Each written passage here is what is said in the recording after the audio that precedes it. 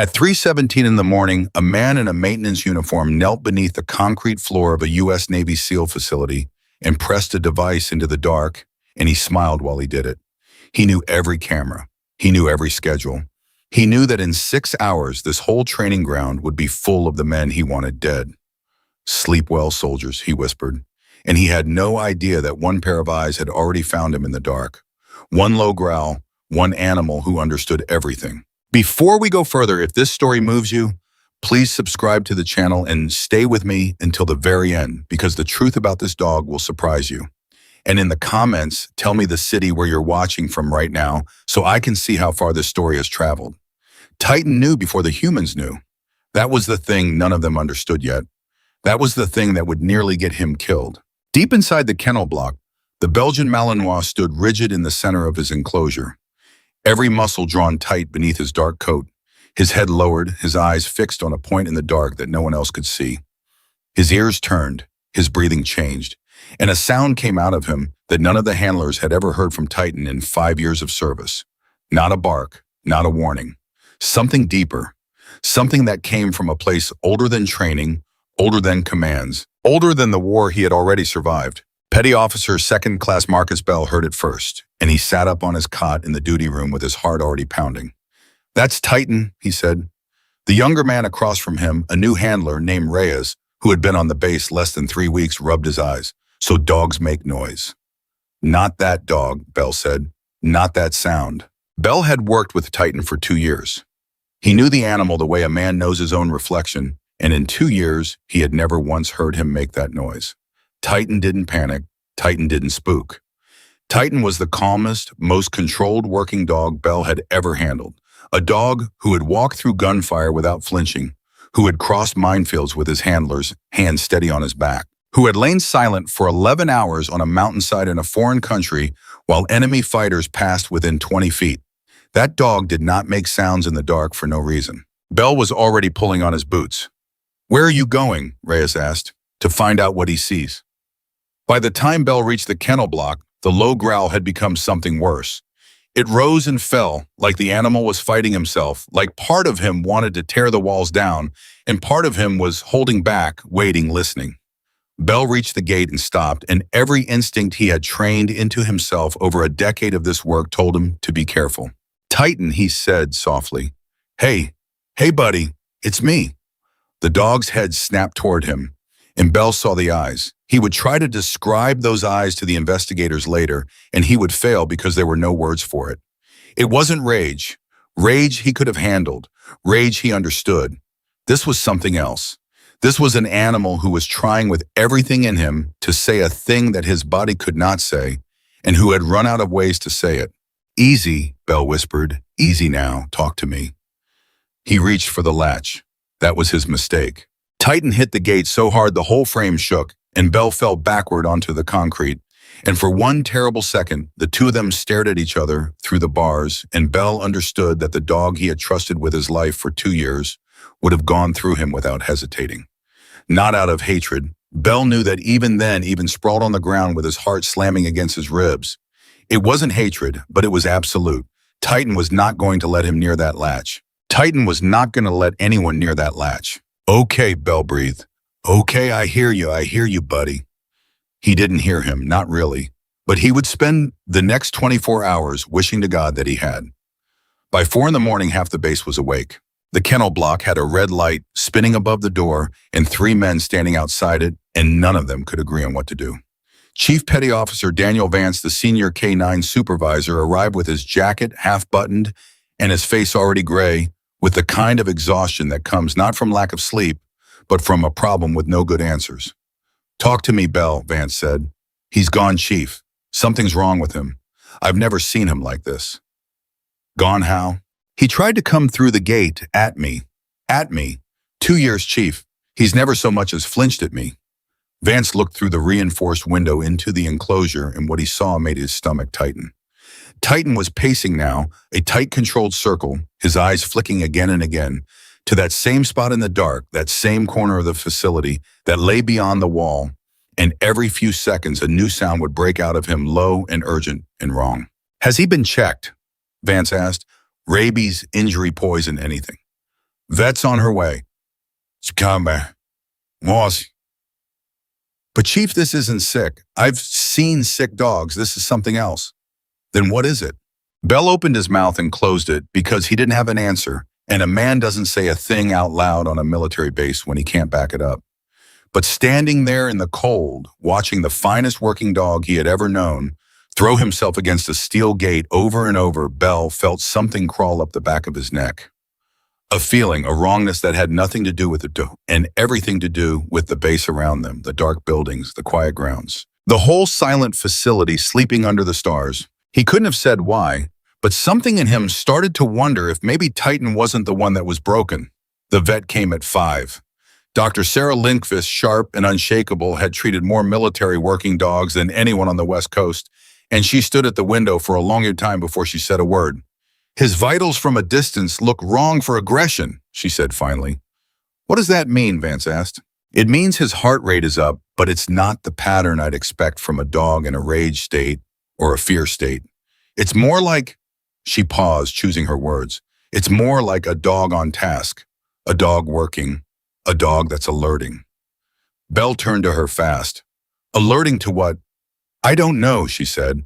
But if I put my professional reputation on the line and I'm about to, that animal is not attacking you men because he's lost his mind. That animal is trying to keep you away from something. For at the moment, nobody spoke. Then Reyes, the young one, said the thing they were all thinking. Away from what? There's nothing over there but the old storage sheds and the maintenance tunnels. It's empty. Nobody's used that section in months. Dr. Lindqvist looked at him. Then why, she said quietly, is the dog only losing his mind when he faces that direction? Nobody had an answer. And that silence, that cold, uncertain silence, at 5 a.m. was the sound of the first crack forming in everything they thought they knew. The commanding officer of the facility was a man named Captain Robert Hale, 30 years in the Navy, 3 of them running this training ground, and he did not have patience for problems that couldn't be solved with a clear order. He arrived at the kennel at 6:15, listened to Bell, listened to Vance, listened to the vet, and then he made the decision that would haunt him. Sedate him, Hale said. Get a team in there, restrain him, and get him to the medical bay for a full workup. If he's compromised, we deal with it. But I am not going to have a live combat asset throwing itself at a gate 6 hours before a full training exercise. This ends now. Sir, Bell started. I don't think that wasn't a question, petty officer. So they suited up. 3 men in protective gear, a long capture pole, a sedation kit, and Bell at the door with his heart in his throat because he knew in his bones that this was wrong, and he didn't have a single word to prove it. Titan, he said through the bars. Buddy, we're going to help you. Just hold still. Just hold still for me. The gate opened. What happened next took 11 seconds and put 2 men in the hospital. Titan didn't attack them the way a mad dog attacks. That was what none of them could explain afterward. He didn't go for throats. He didn't maul. He hit the first man low and drove him back against the wall. He twisted past the capture pole like it wasn't even there, and he put himself between the men and the far corner of the kennel, and he held that line. When the second man tried to flank him, Titan drove him down and pinned him, and he stood over him with his teeth bared and his eyes blazing, and he waited.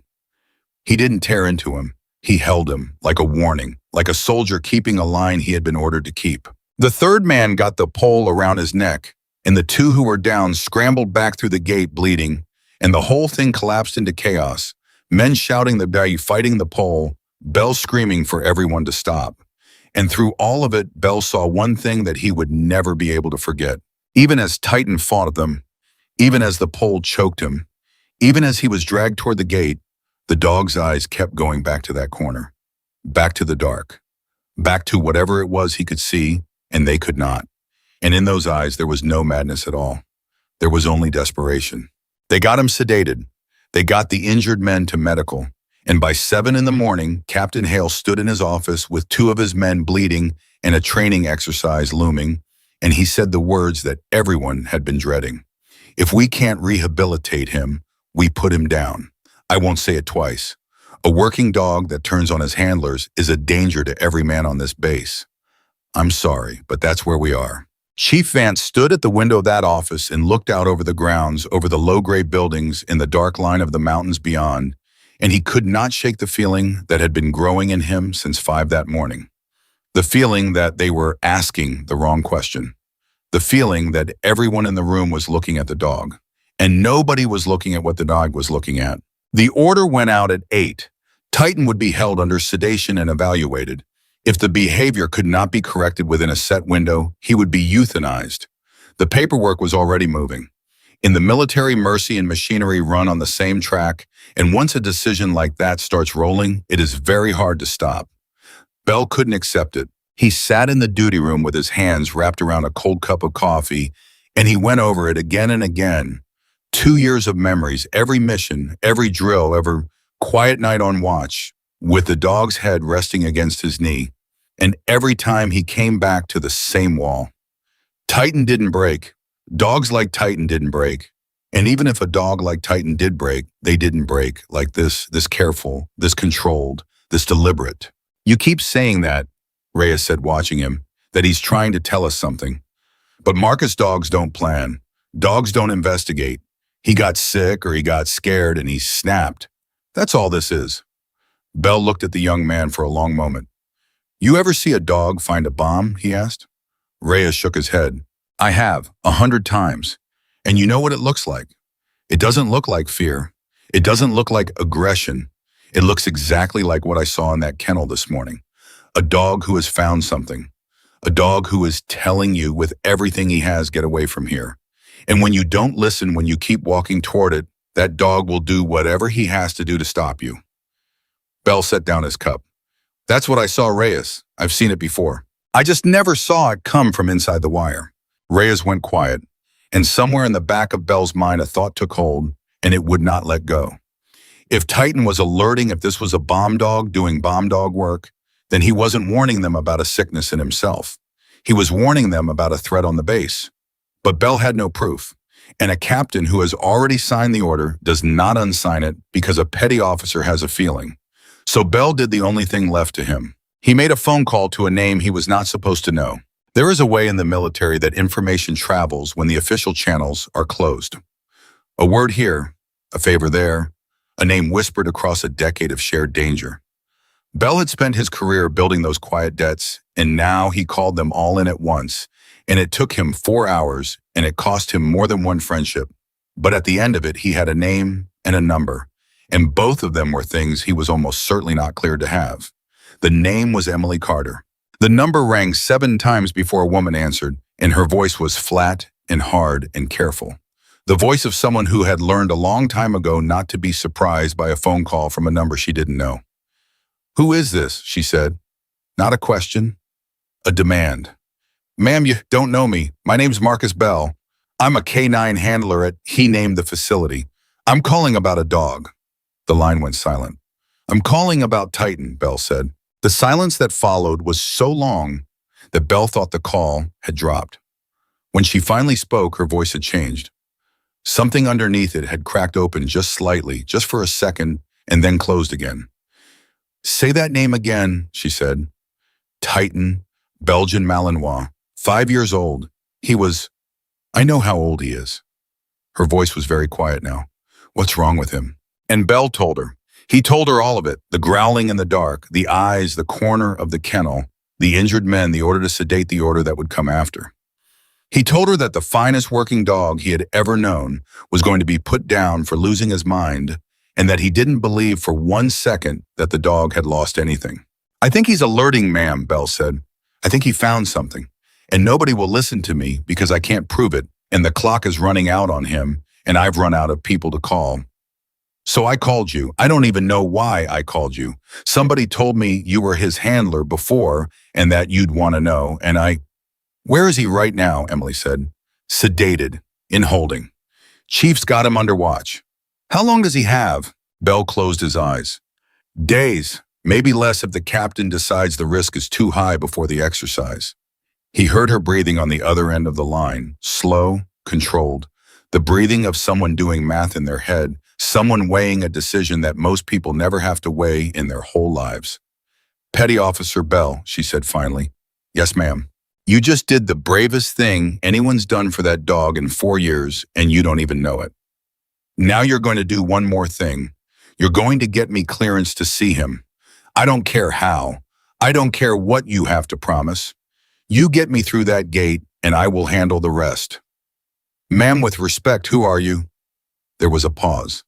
I'm the one he's been waiting for, she said, and she hung up.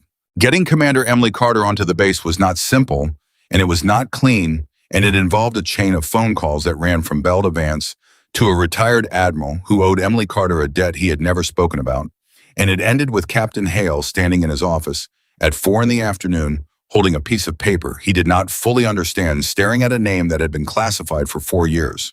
Who authorized this? Hale said. Above your pay grade, sir, Vance said carefully. And mine. The clearance is real. I checked it twice. A civilian consultant. Former Navy K-9, sir, record sealed, but the authorization holds. Hale set the paper down on his desk and pressed his fingers against his temples. He was a man who liked his world to make sense, and his world had stopped at making sense at 3:17 that morning and had been getting stranger ever since. A dog that turned without cause. A vet who said the dog was working, not raging. A handler who wouldn't stop insisting the animal was trying to warn them. And now a woman with a sealed record and a clearance that came down from somewhere so high he couldn't see the top of it. When does she get here? He asked. She's already at the gate, sir. Hale looked up. She drove through the night, Vance said. She was in Nevada when Bell called her. She's been at the gate for 20 minutes. She said she'd wait as long as she had to. For a long moment, Captain Hale said nothing. He thought about the order he'd signed. He thought about the 2 men in the medical bay. He thought about the exercise in the morning and the risk he was carrying and the career he had spent 30 years building. And then he thought against every instinct he had about the look in that dog's eyes when they dragged him from the kennel. He hadn't wanted to see it. He'd looked away, but he'd seen it. Desperation, not madness. Bring her in, Hale said. She came through the gate as the sun was going down. A woman in her late 30s in a plain jacket with a bag over her shoulder and a stillness about her that made the young sailors at the checkpoint stand up a little straighter without knowing why. She didn't smile. She didn't make small talk. She signed the papers they put in front of her, and she looked at each man who spoke to her with a steady measuring gaze, and when Chief Vance came out to meet her, she said only 4 words. Take me to Titan. Vance had been in the Navy for 22 years, and he had met a lot of people who thought they were hard. This woman was not thinking about it. She simply was in the quiet, bone-deep way of people who have survived things they will never talk about. Ma'am, he said as they walked, I have to be straight with you. He's dangerous right now. He put 2 of my men in the hospital this morning. Whatever he used to be, I can't promise you He's exactly who he used to be, Emily said. You just haven't figured out what he's telling you. Vance stopped walking. You keep saying that, he said. You and Bell both, like you already know. Emily turned to look at him, and for just a moment the mask slipped, and Vance saw something underneath it that surprised him. Grief. Old grief, worn smooth by years, but grief all the same. Chief, she said quietly, 4 years ago I trained that dog to do exactly one thing better than any other dog in this program, to find the threat that everyone else missed, to alert on the danger that hadn't happened yet. I built that into him with my own hands over 18 months in conditions I'm not allowed to describe to you. She started walking again. So when you tell me he's throwing himself at a gate and staring at a corner and putting men on the ground to keep them away from something, and I don't think he's broken. I think he's doing his job. And I think you've got a very serious problem on this base and you don't even know it yet. The blood drained out of Vance's face. You think there's something here, he said. I think, Emily said, that we should go see what my dog is trying to show us. They reached the kennel block as the last light died over the mountains. Titan was awake. The sedation had worn off faster than Dr. Lindqvist expected, the way it does with high-drive working dogs, and the Malinois was on his feet in the holding enclosure, and the moment he sensed the door open, his whole body went taut, and a growl started up out of him, low and rising, the same terrible sound that had woken Marcus Bell at 3 in the morning. Stay back, ma'am, Vance said, his hand going to the man beside him. I mean it. He's not. But Emily was already walking. She walked past Vance. She walked past Bell, who had come running when he heard she'd arrived, and who now stood frozen with his heart in his throat. She walked past Dr. Lindqvist and past the 2 armed men posted at the door, And none of them could bring themselves to stop her because there was something in the way she moved, something certain and unafraid that made it impossible to imagine putting a hand on her. "Ma'am," Bell said, his voice cracking. "Please, he nearly killed 2 men this morning." Emily didn't slow down. She reached the door of the enclosure, and inside Titan was backed against the far wall, teeth bared, the growl rolling out of him, every muscle ready. And Vance reached for his radio to call for a capture team, and Belle reached for the woman's arm to pull her back. And then Emily Carter spoke. She didn't shout. She didn't command. She said one word very softly in a voice that was suddenly not hard at all. A voice that broke open on the single syllable, like something that had been held shut for 4 years. "Titan." The growling stopped, just like that, as if someone had thrown a switch. The dog's ears came up, his head turned, and every man in that room stood absolutely still because they knew what they were about to watch was not supposed to be possible. "Hey," Emily whispered. "Hey, it's me. I know, buddy, I know." Titan took a step forward, then another. His body, which had been coiled to strike, began to change, the tension flowing out of him, the killer draining away, and something else rising up to take its place. Something that Bell would swear later he had never seen in a working dog in 15 years of the job. The Malinois crossed the enclosure slowly, his eyes locked on the woman at the door, and he was not stalking, and he was not threatening, and he was not afraid. He was coming home. "Open the gate," Emily said quietly. "Ma'am, I can't," Vance started. "Open it." And Bell, God help him, Bell opened it. He didn't decide to. His hands did it before his mind could argue, because everything he was watching told him it was right, and everything he'd been trained told him it was insane. And in the end, he trusted the thing he was watching. The gate swung open. Titan came through it. And in front of a captain who had signed his death order, and a chief who had watched him hospitalize 2 men and a young handler who thought dogs couldn't plan, and a veterinarian who had staked her reputation on a hunch, the most dangerous animal on the base walked up to Commander Emily Carter, and he did not attack her, and he did not fear her. He sat down beside her. He leaned the whole weight of his body against her leg, the way a dog does when he has finally been allowed to stop being strong. And a sound came out of him that was not a growl at all. It was low and broken and almost human, the sound of an animal who had been carrying something alone for far too long and had just found the one person in the world he could set it down in front of. Emily dropped to one knee. She put her hand on his head. And when she spoke, her voice was thick with something she would not let become tears. "I'm here," she said. "I'm here now. I've got you. Good boy. Such a good boy. I'm so sorry it took me so long." Nobody in that room said a word. Nobody could. Chief Vance, 22 years in the Navy, felt his throat close. Marcus Bell put his hand over his mouth. Dr. Lindqvist looked away because she couldn't watch it and keep her composure at the same time. And Captain Robert Hale, who had come down to the kennel block without telling anyone who was standing in the shadows at the back of the room with his order to euthanize still fresh in his mind, felt the ground shift under 30 years of certainty. "He was never dangerous," Hale said, and his voice came out rough. Emily looked up at him. "No," she said, "he was never dangerous. He was the only one on this whole base who knew he was in danger, and you almost killed him for it." The words landed on Hale like a blow, but he didn't flinch from them because he knew they were true, and a good officer knows when to take the hit. "Then you'd better tell me," Hale said slowly, "what he's been trying to say." Emily rose to her feet. Titan rose with her pressed against her leg, and now his head turned again away from the woman he had waited 4 years to see, back toward the far wall of the kennel, back toward the corner, back toward the dark.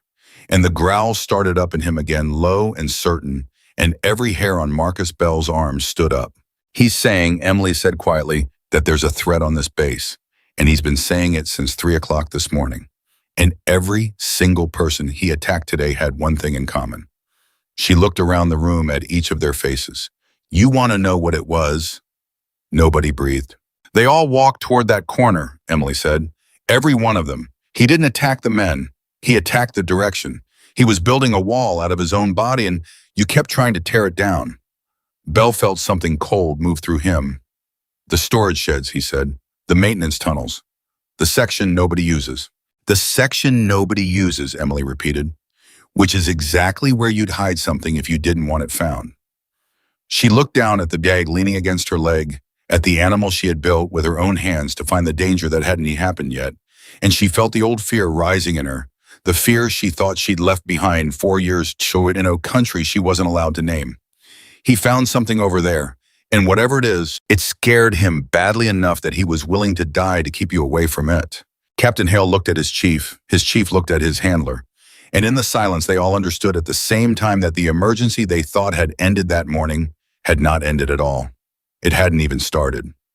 "I need lights over there," Hale said, and now his voice was hard and fast and certain 30 years of command snapping back into place.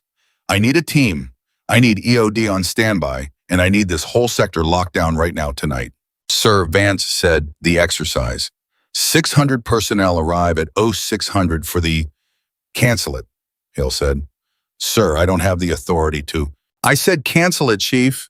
If that dog is right, and God help me, I think he is, then we've got 6 hours before we fill this base with 600 men, and something is waiting for them in a corner that nobody's looked at in months." Hale turned to Emily Carter, and the anger and the pride and the fear, they're all mixed together in his voice. "Commander, I signed an order to end that animal's life this morning. I was wrong, so now I'm going to trust him with all of ours. Take your dog. Show us what he found." Emily Carter looked down at Titan. The Malinois was already looking toward the door, toward the dark, toward the thing he had been trying to tell them about for 18 hours while they called him broken. And she put her hand flat against his shoulder, and she felt his heart beating steady and strong beneath her palm. And she leaned down close to his ear, and she said the words she had said to him 1,000 times in a life she thought she'd left behind. "Okay, buddy," Emily whispered. "Show me." And Titan rose and he moved toward the door, and every man in that room fell in behind a dog they had been ready to kill 12 hours before following him out into the dark, toward the corner of the base that no one had thought to fear. None of them knew yet how close they had come. None of them knew what was really buried out there in the dark, or who had put it there, or why, or how long that person had been walking among them, learning their faces, learning their routines, learning exactly when 600 men would stand together in one place. But Titan knew. Titan had known from the very first breath of that terrible night when a man in a maintenance uniform knelt in the dark and smiled and thought that no one was watching him. Someone had been watching. And now at last, someone was finally listening. The corridor between the kennel block and the old maintenance sector was 200 yards of cold asphalt, and Titan covered it like a soldier who already knew the way. He didn't wander. He didn't sniff at the ground the way an ordinary dog would. He moved in a straight line, low and fast, his head fixed forward, and Emily Carter walked half a step behind him, with her hand resting light on his back, and behind her came a captain, a chief, a handler, and a veterinarian who all understood without a word being spoken that they were following an animal who knew something they didn't. "He's not searching," Bell said quietly, watching him. "You see that he's not searching. He already knows where he's going." "Because he does," Emily said. "He mapped it hours ago. He's just walking us back to what he already found." Chief Vance had his radio pressed to his mouth, his voice low and clipped. "EO to be advised, we are moving toward Sector 9, the old storage and tunnel compound. I want you staged and ready, but I do not want you closing on that position until we know what we're dealing with." "Copy." He listened. He lowered the radio. "They're staging, sir. 2 minutes out." "Good," Hale said, but he wasn't really listening. He was watching the dog. Titan stopped. He stopped so suddenly that Emily nearly walked into him, and every person behind her froze because there was something in the way the animal went still that reached straight down into the oldest part of the human brain and pulled hard. He didn't growl. That was what made it worse. He didn't make a sound at all. He simply lowered his body, one paw lifting off the ground, his whole being pointing like an arrow at the black rectangle of an open doorway in the side of the nearest storage building. "That's it," Emily breathed. "That's where it is." "How do you know?" Vance whispered. "Because that's his alert. That exact posture. I spent 18 months teaching him to hold that so a bomb tech would know precisely where to look." She didn't take her eyes off the dog. "He's not guessing, Chief. He's telling you the device is right there, behind that door, and he's telling you not to take one more step." Bell felt the hair rise on the back of his neck. "Everybody hold," Hale said, and his voice had dropped into the flat, hard register of a man who has stopped hoping he's wrong. "Nobody moves past this line. Chief, get EO'd up here. Now." But before Vance could key his radio, Titan's head snapped to the right, away from the door, away from the device. Toward the tree line at the edge of the base, the dark slope where the grounds gave way to the mountains, and a low sound finally broke out of him. But it was different this time, sharper, higher, a sound Emily had heard exactly twice before in her life, both times in places she still saw when she closed her eyes. "That's not the bomb alert," she said, and her voice had changed. "That's the other one." "What other one?" Hale demanded. Emily was already turning, following the line of the dog's body, staring into the dark at the base of the mountains where nothing moved and nothing showed, and where Titan was pointing with his whole soul. "That's the alert for a person," she said. "There's someone out there, right now, watching us." For a single frozen second, nobody breathed. And then far up the slope, so faint that half of them would later swear they imagined it, a light moved. A small red point there, and gone, the kind of light a man makes when he is looking through something at the people below him. "Down," Hale barked. "Everybody down, get off the light, move, move, move." They scattered into the shadows of the storage building.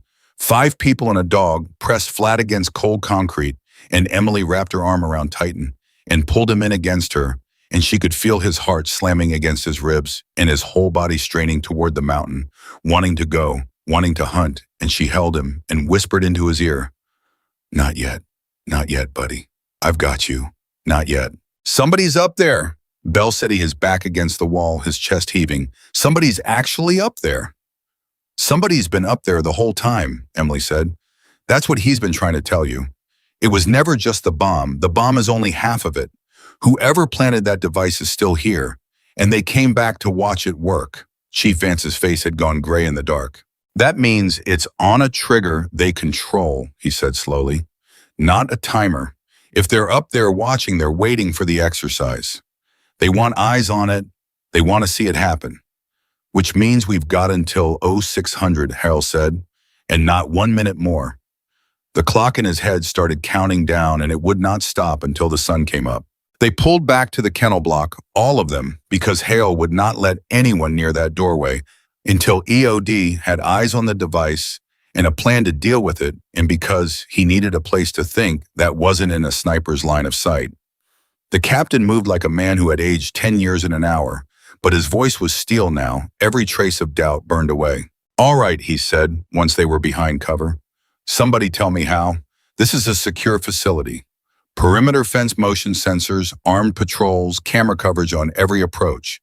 How does a man walk in here, plant a device under my base, and set up an overwatch position in my hills without a single alarm going off?"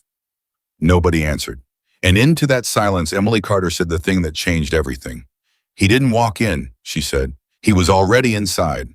Hale turned to her. "Think about it," Emily said. "Titan didn't just alert on the device tonight.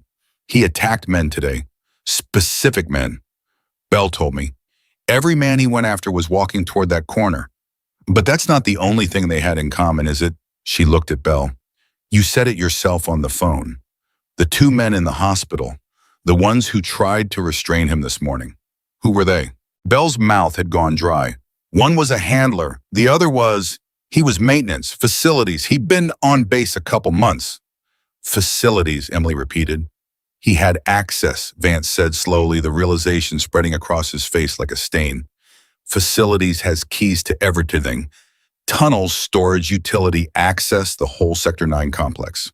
If somebody wanted a reason to be down there, wanted a reason to move freely around a section nobody watches, they'd get a job in facilities," Emily finished. Hale was already moving to the door. "I want that man's file. I want to know who signed off on him, who vetted him, who put him on my base. And I want him in front of me in the next 10 minutes. "Sir," Vance said, and something in his voice made the captain stop. The chief was looking at his own radio at a message that had just come through on the base network, and his face had gone very still. "He discharged himself from medical 40 minutes ago, signed out against advice. Nobody's seen him since." The room went cold. 40 minutes, Hale said. "He's been walking around my base for 40 minutes, and nobody thought to tell me. He was a bite victim, sir. As far as anyone knew, he was just a man who got hurt by a dog that lost its mind. Nobody had a reason to watch him." Vance lowered the radio. "Until right now." And that was the moment they all understood what Titan had understood from the very first breath of that night. The man he had attacked in the kennel that morning. The man they had all rushed to save, the man they had carried to medical and treated as a victim, was the enemy. Titan hadn't gone for him because he was mad. Titan had gone for him because he knew. He had been trying to take down the threat with his own body, and they had pulled the threat to safety and called the dog a monster for it. "My God," Bell said, and his voice cracked. "We saved him this morning. We dragged Titan off him and we saved his life, and we called Titan the dangerous one." Emily put her hand on the young handler's shoulder. "You didn't know," she said. "None of you knew. That's the whole tragedy of it. He knew and he couldn't tell you, and you did exactly what any good men would do. You protected the wrong person because he was the one bleeding." Her jaw tightened. "That's how it always works. The threat looks like a victim, and the one telling the truth looks like a lunatic." Titan pressed against her leg and let out a low sound, and it was almost, she thought, like relief. Like the animal could feel that finally they were seeing what he saw. The next hour moved faster than any of them wanted. EOD reached the device at 11 minutes past 9, and their report came back through Vance's radio in a voice that had no color in it at all. The device was real. It was large. It was placed against a low-bearing junction beneath the main assembly area, precisely where 600 men would stand at dawn, and it was wired to a receiver, which meant it was not on a timer, which meant Emily had been right. Someone had to trigger it. Someone with a transmitter. Someone watching. "Can they disarm it?" Hale asked. Vance listened. His face didn't change, which was how they all knew the answer was bad. "They can," he said, "but it's built with a secondary, an anti-tamper. If they approach it wrong, it goes. And even if they do everything right, it's going to take hours. They're saying 4, maybe 5, to do it safely." He looked up. "We don't have 5 hours, sir. We have until 6. "Then we find the man with the transmitter," Hale said, "and we take it away from him before the sun comes up." "He's in the mountains," Bell said. "We saw the light. He's up there right now waiting. Then we go up there and get him." "Sir, respectfully, those are 12 square miles of broken terrain in the dark. We could put 100 men up there and walk right past him. We don't have the time, and we don't have the manpower to sweep that in one night." And Emily Carter, standing quiet in the corner with her hand on her dog's head, said, "You don't need 100 men." Every head in the room turned. "You need 1 dog," she said. "The man's been on this base. He's been in that tunnel. His scent is all over that device, all over that sector, all over the ground where he's been walking for weeks. And you've got the finest tracking dog this program ever produced, standing right here in this room." She looked down at Titan. "He can find him, in the dark over that terrain, past every trick that man tries to pull. Titan can walk right up to him." "Ma'am," and Vance said carefully, "that dog has been sedated, injured, and traumatized in the last 18 hours. And you're talking about sending him up a mountain to hunt an armed man who's already proven he'll kill 600 people without blinking." "I know exactly what I'm talking about," Emily said, and something in her voice made the chief go quiet. "I built this dog to do this. This is the mission I built him for. And I am not going to stand here and let that man sit up in those hills with his finger on a button because we were too afraid to use the one asset that can reach him." She lifted her chin. "But I'm not sending Titan up there. I'm going with him, the way we always went, together." Hale studied her for a long moment. "Who are you?" he said, not unkindly, almost gently. "Your record's sealed so tight I can't see the bottom of it. You show up in the middle of the night, you walk up to a guy that hospitalized 2 of my men, and he lies down at your feet like a puppy. And now you're telling me you can track an armed operator through 12 miles of mountain in the dark. So I'll ask you one more time, Commander. Who are you really?" Emily was quiet for a moment, and then she told them a piece of the truth. Not all of it, but enough. 4 years ago, she said, "I ran a K-9 program that doesn't officially exist. We trained dogs to do things the regular program said were impossible. Threat prediction, pre-detonation alerting, tracking under conditions that should scatter a scent trail into nothing." She looked down at Titan. "He was my best, my last, the one everything worked on. And then a mission went wrong and people I cared about didn't come home, and the program was shut down and my records were sealed, and I was told to disappear. And Titan got reassigned to a regular SEAL team, and everyone forgot what he really was, including, I think, him." Her voice caught just slightly. "But he didn't forget me. And when the danger came back, he remembered exactly what I made him to do. He's been doing it all day. He's just been doing it alone." The room was silent. That's why he wouldn't let anyone else near, Belle said softly. That's why only you could calm him. He wasn't waiting for a handler. He was waiting for his partner. He was waiting for the one person who would understand what he was saying, Emily said, and it took him 4 years to get her back. Hale drew a long breath. He looked at the dog. He looked at the woman. He looked at the clock on the wall, which read 9:41, and at the window beyond it, which showed a black sky that would start turning gray in far too few hours. Then go get him, Mom, Hale said. Whatever you need, it's yours. Just bring me that transmitter before dawn and bring my base back. Emily knelt down in front of Titan. She took his face in both her hands, and she looked into the eyes that had frightened 5 grown men. That morning, the eyes that everyone had called mad, and she saw in them exactly what she'd always seen. Not madness, never madness. You ready, buddy? She whispered. One more time, you and me. Let's go finish it. Titan's tail moved once slow and certain. And Emily Carter stood up, and she said, get me to that tunnel entrance. That's where his scent is freshest. That's where we start. They moved out at 9:50. A small team exactly as Emily wanted it, because a big team makes noise and a man in the dark hears noise coming. Just Emily and Titan at the front, Bell behind them, because he refused to be left, and because Emily had looked at him and seen something in his face and decided she wanted him there, and 2 of Vance's most experienced operators bringing up the rear, moving quiet, moving careful, their weapons ready. Vance stayed to run the operation from below. Hale stayed to manage the impossible task of keeping 600 incoming personnel away from a base he couldn't tell them was rigged to explode. At the mouth of the tunnel, Emily let Titan work. She didn't rush him. That was the thing Bell noticed, the thing he would remember for the rest of his career. She didn't drag the dog to the ground and shove his nose into the dirt the way an impatient handler might. She just stood beside him, loose and calm, and she said one soft word, and Titan lowered his head and began to read the ground the way another creature might read a page. His nose moved, his ears moved, his whole body oriented, shifted, settled, and then he lifted his head and looked up the mountain, and he pulled gently against Emily's hand, and she said, okay, he's got it. He's got the trail. Stay close, stay quiet, and let him lead. They started up the slope. The first mile was the easiest, and even the easiest was hard because the ground rose sharp and broken, and the dark was near total under the cloud cover, and the only light they allowed themselves was the faint red glow of a single filtered lamp that couldn't be seen from a distance. Titan moved through it all like he'd walked it 100 times, weaving between the rocks, checking, adjusting, never losing the thread.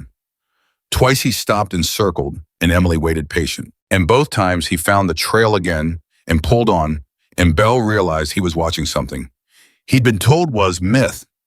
A dog holding a human scent trail across bare rock in the dark. It wasn't supposed to be possible.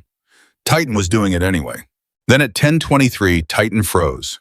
Not the bomb posture, not the person alert, something new. He dropped low and his hackles rose and a growl came up out of him that he clearly did not want to make, that he was trying to swallow even as it escaped, and Emily dropped down beside him and pressed her hand flat against his shoulder and went absolutely still. He's close, she breathed so quiet it was almost nothing. The man's close.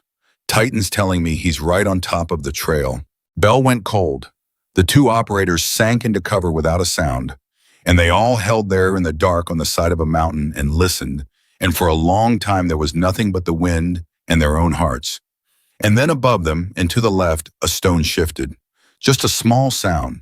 The sound of a boot moving where a boot should not be. The sound of a man who had been holding very still for a very long time and had allowed himself for one instant to move. Titan's head snapped toward it, and the man ran. They heard him break from cover, heard him crash away up the slope, and Titan lunged against Emily's hand with a force that nearly took her off her feet, every fiber of him screaming. To give chase, and Emily made the hardest decision of the night in half a second. She let him go. Titan hunt, she said, and she released the lead, and the Malinois was gone. A black shape swallowed instantly by the dark silent now, no more growling, and all of it channeled into speed. And Emily was up and running after him with Bell and the operators pounding up the slope behind her. He'll run him down, she gasped as she climbed. He always runs them down. He just needs us to catch up before... She didn't finish, because from somewhere ahead in the dark, a man screamed. And then a gun went off. The sound cracked across the mountain and rolled away into the valley, and Emily Carter's heart stopped in her chest, and she screamed a name into the dark that she had not let herself scream in 4 years. Titan. She ran. She ran like she had never run in her life up over the rocks, tearing her hands on the stone, and Belle was right behind her, shouting for her to wait, to be careful that the man had a gun, and she didn't hear a word of it. She crested the rise and dropped into a shallow depression in the rock, and there, in the faint red spill of Belle's lamp coming up behind her, she saw them. The man was down. Titan had him. The dog had done exactly what he was built to do. He had run the man down in the dark, and when the man had turned and fired, Titan had already been inside his aim, and the shot had gone wide into the night, and now the Malinois had the man's forearm locked in his jaws, pinning the gun to the ground, and he was holding him the way he'd held the men in the kennel that morning, not tearing, not killing, just holding. An absolute and unbreakable wall between this man and the trigger in his other hand. "Don't move," Emily said, and her voice was steel, and she had the operator's weapons behind her now, 3 barrels leveled at the man on the ground. "You move, he takes the arm off. You understand me, he will take the arm off." The man was breathing hard, his face twisted in pain and fury, and even pinned in the dirt with a war dog's teeth in his arm, and 3 guns on him. There was something cold in his eyes, something that didn't match a cornered man. "You're too late," he said. "Drop the transmitter," Emily said. He laughed. It was a terrible sound. "You think I need to hold it? You think it's in my hand?" He turned his head, and even bleeding into the dirt, he smiled, and the smile made Belle's blood run cold. "It's already done. The moment you sent that dog after me, I sent the signal. It's on a delay now, and there's nothing you can do to stop it." Emily's stomach dropped. "You're lying," she said. "Am I?" His eyes glittered. 600 men, at dawn, in a delay you can't find and can't reach.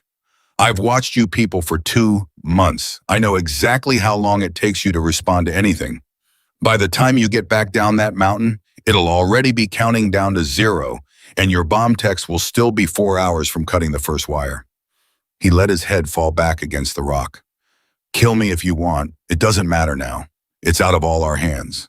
For one terrible moment, nobody moved. And then Emily Carter looked down at her dog.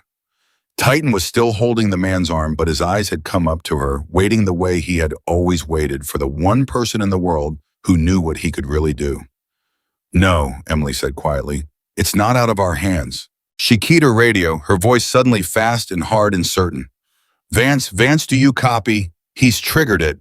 It's on a delay, we don't know how long. Get everyone off that base, get them out now, and get EOD ready, because we are coming down that mountain, and we are bringing the one thing that can find that device before the clock hits 0. She dropped to one knee beside Titan, and she put her hand on his back, and she felt his heart beating steady and strong beneath her palm, the heart of a dude who had known the danger from the very first breath of that night, who had been ready to die to stop it, who had waited 4 years for her to come back and finish it with him. "Okay, buddy," she whispered, and her voice broke and held all at once. "One more run, the most important one, and this time we're running toward it." Above them, the sky at the edge of the mountains had begun just barely to turn from black to the faintest thinness gray. Dawn was coming, and somewhere beneath a base full of men who didn't know they were living on borrowed minutes, a device none of them could see had begun silently to count itself down toward 0. They came down the mountain faster than they had gone up, and going down in the dark was more dangerous than climbing. But Emily Carter didn't slow for anything. 2 of the operators stayed behind with the prisoner cuffed and bleeding, and still smiling that terrible smile, and Belle went ahead with Emily and Titan, and the dog led them down through the broken rock at a pace that should have killed all of them, because Titan knew the way Titan had walked it twice now, and Titan understood, in whatever way a dog understands, that the running was not over.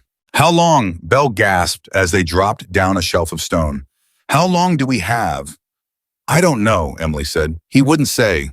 That was the point. He said a delay we can't see, so we'd waste what time we have trying to guess it." She caught herself against a boulder, tore her palm open on. It didn't stop. "So we don't guess. We just go faster than the clock." Her radio crackled. "Vance, Carter, I've got a problem down here. Talk to me. I've been trying to move personnel off the base, and I can't do it quietly, and I can't do it loudly either. Because the second I sound a full evacuation, I've got 600 confused men flooding into the open. And if that device is bigger than we think, the open is exactly where I don't want them. Vance's voice was tight. And the exercise units are early. 3 buses just came through the main gate. There are already 200 personnel inside the wire and more coming every 10 minutes. And I cannot stop them without telling them why, and I cannot tell them why without starting a panic that gets people killed. Emily's stomach clenched. It was 10:51. How long until the rest arrive? She asked. Full complement by 0540, 20 minutes. Then here's what you do, Emily said, and the command in her voice steadied him even through the radio. You don't evacuate. You divert. You hold every bus at the gate. You tell them there's a security drill in progress. You route the men who are already inside to the far end of the base away from the assembly area, away from Sector 9, and you keep them there. You don't panic them. You just move them quietly, 1 unit at a time, as far from that device as you can get them. Can you do that? A pause. I can do that. Then do it. And get EOD staged at that tunnel entrance, because a second Titan finds the device they needed to be standing right there ready to work. Carter, Vance's voice changed. EOD already told you. Even if you hand them that device on a plate, it's 4 hours minimum to disarm it safe. If it's on a delay shorter than that, all the diverting in the world won't matter. We need the delay to be long, or we need a way to stop it that isn't cutting wires, and right now, I've got neither. Emily didn't answer for a moment.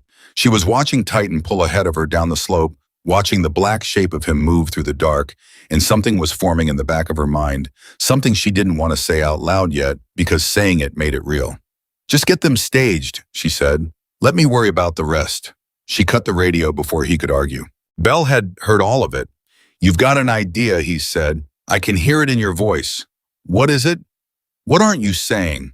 I'm saying, Emily said, that maybe we've been thinking about this wrong. Everyone's been thinking about disarming the device, cutting the wires, beating the anti-tamper. Hours of work we don't have. She jumped down the last of the shelf onto the flat ground at the base of the mountain, and Titan wheeled to wait for her, and she put her hand on his head. But there's another way to stop a bomb on a delay, which is you get everyone far enough away that it doesn't matter when it goes off. Bell stared at her. That device is placed to kill 600 men in an assembly area, Emily said. Oh, no. It's shaped for that. It's positioned for that. Whoever built it to bring down a specific structure and kill the people standing under it. But it's not a nuclear weapon, Bell. It has a radius. And if the assembly area is empty, if every single person on this base is on the far side of it when it goes, then the worst thing that happens is we lose a building. Her jaw set. We don't have to win the race against the clock. We just have to win the race to get everyone out of the blast. Understanding broke across Bell's face. That's why you told Vance to divert instead of evacuate. You're not trying to get them off the base. You're trying to get them behind cover. I'm trying to make that man's bomb go off in an empty room, Emily said. So all his watching and all his planning and all his patience buys him a pile of rubble and nothing else. She looked down at Titan.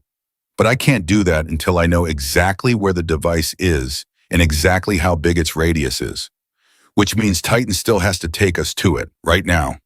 And they ran again across the flat ground toward the dark shape of the base ahead. But Titan didn't run toward the tunnel.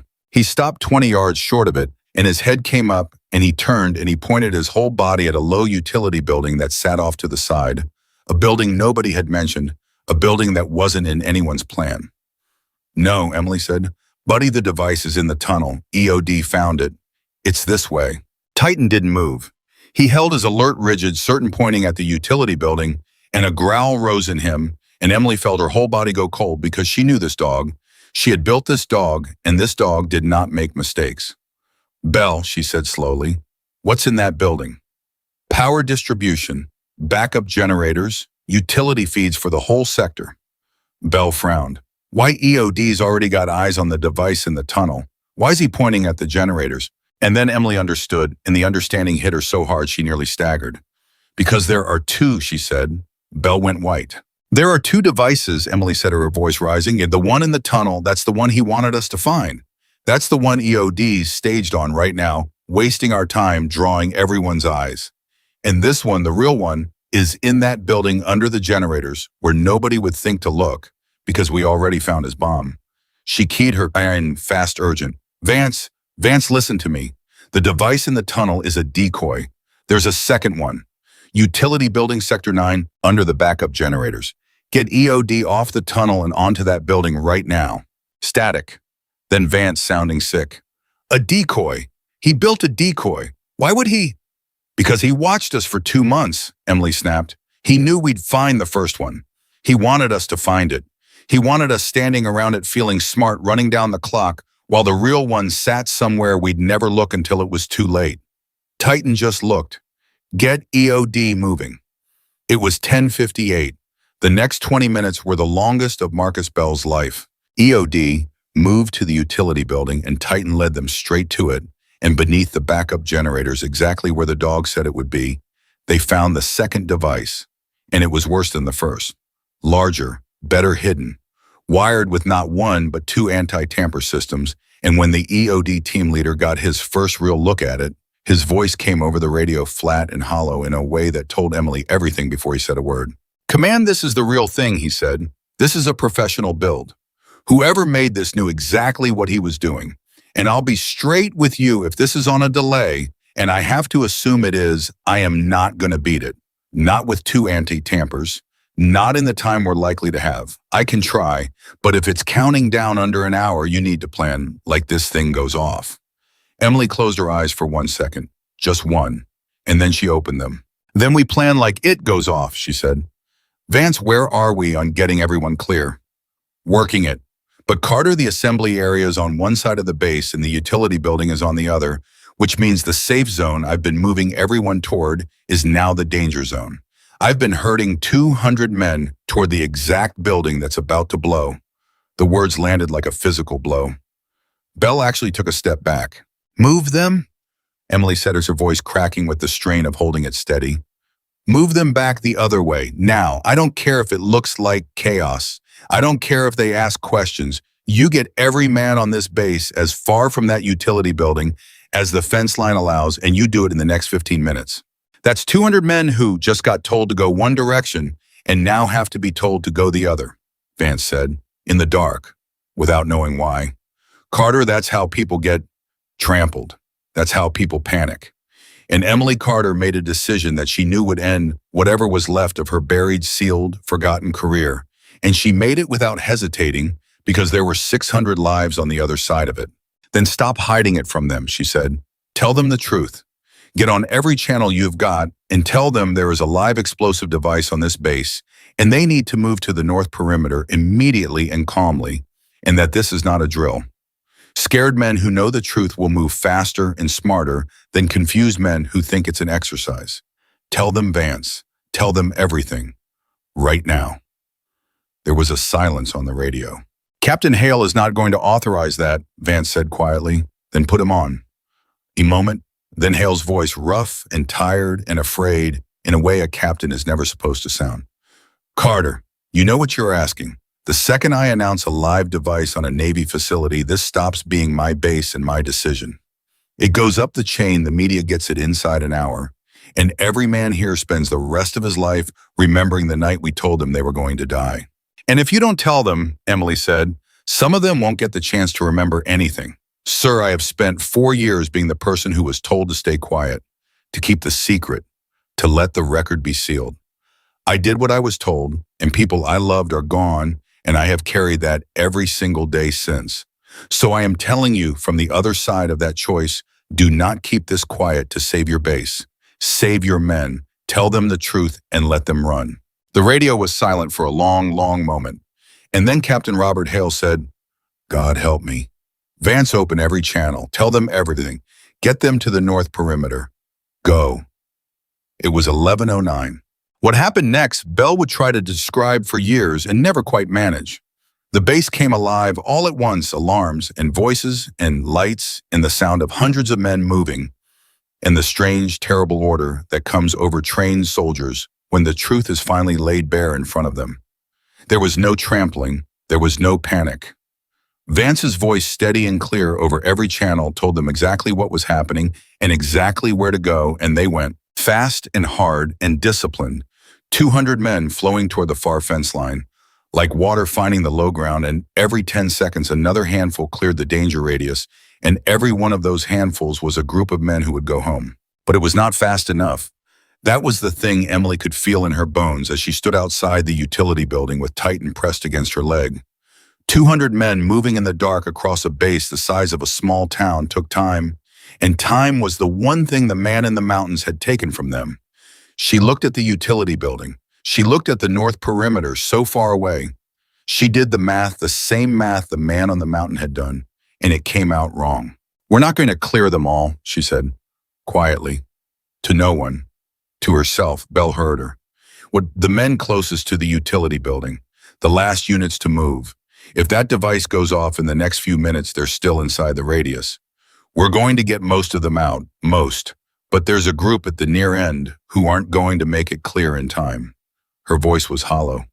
"Unless the delay is longer than I think, and I have no way to know if it is." The EOD team leader's voice came over the radio, and it was calm the way a man's voice gets calm when he has decided something. "Command, I've got the panel open. I can see the timer." Everyone froze. "How long?" Emily said. A pause. And then in that same flat, calm voice, the EOD leader said, 4 minutes. 4 minutes. The word went through Emily Carter like ice water. 4 minutes to get 200 men clear of a radius that took 10 minutes to clear. The math wasn't wrong now. It was just brutal. It was just final. "Can you stop it?" she said, and she already knew the answer. "I'm going to try," the EOD leader said, "but I'm looking at 2 anti-tampers in 4 minutes, and I want you to hear me say this clearly, in case it's the last thing I get to say. I probably can't. So whatever you've got, Carter, whatever you were saving, now's the time." And Emily Carter looked down at the dog beside her, at the animal she had built with her own hands for 18 months in conditions she was not allowed to describe. The dog she had made to do the impossible thing.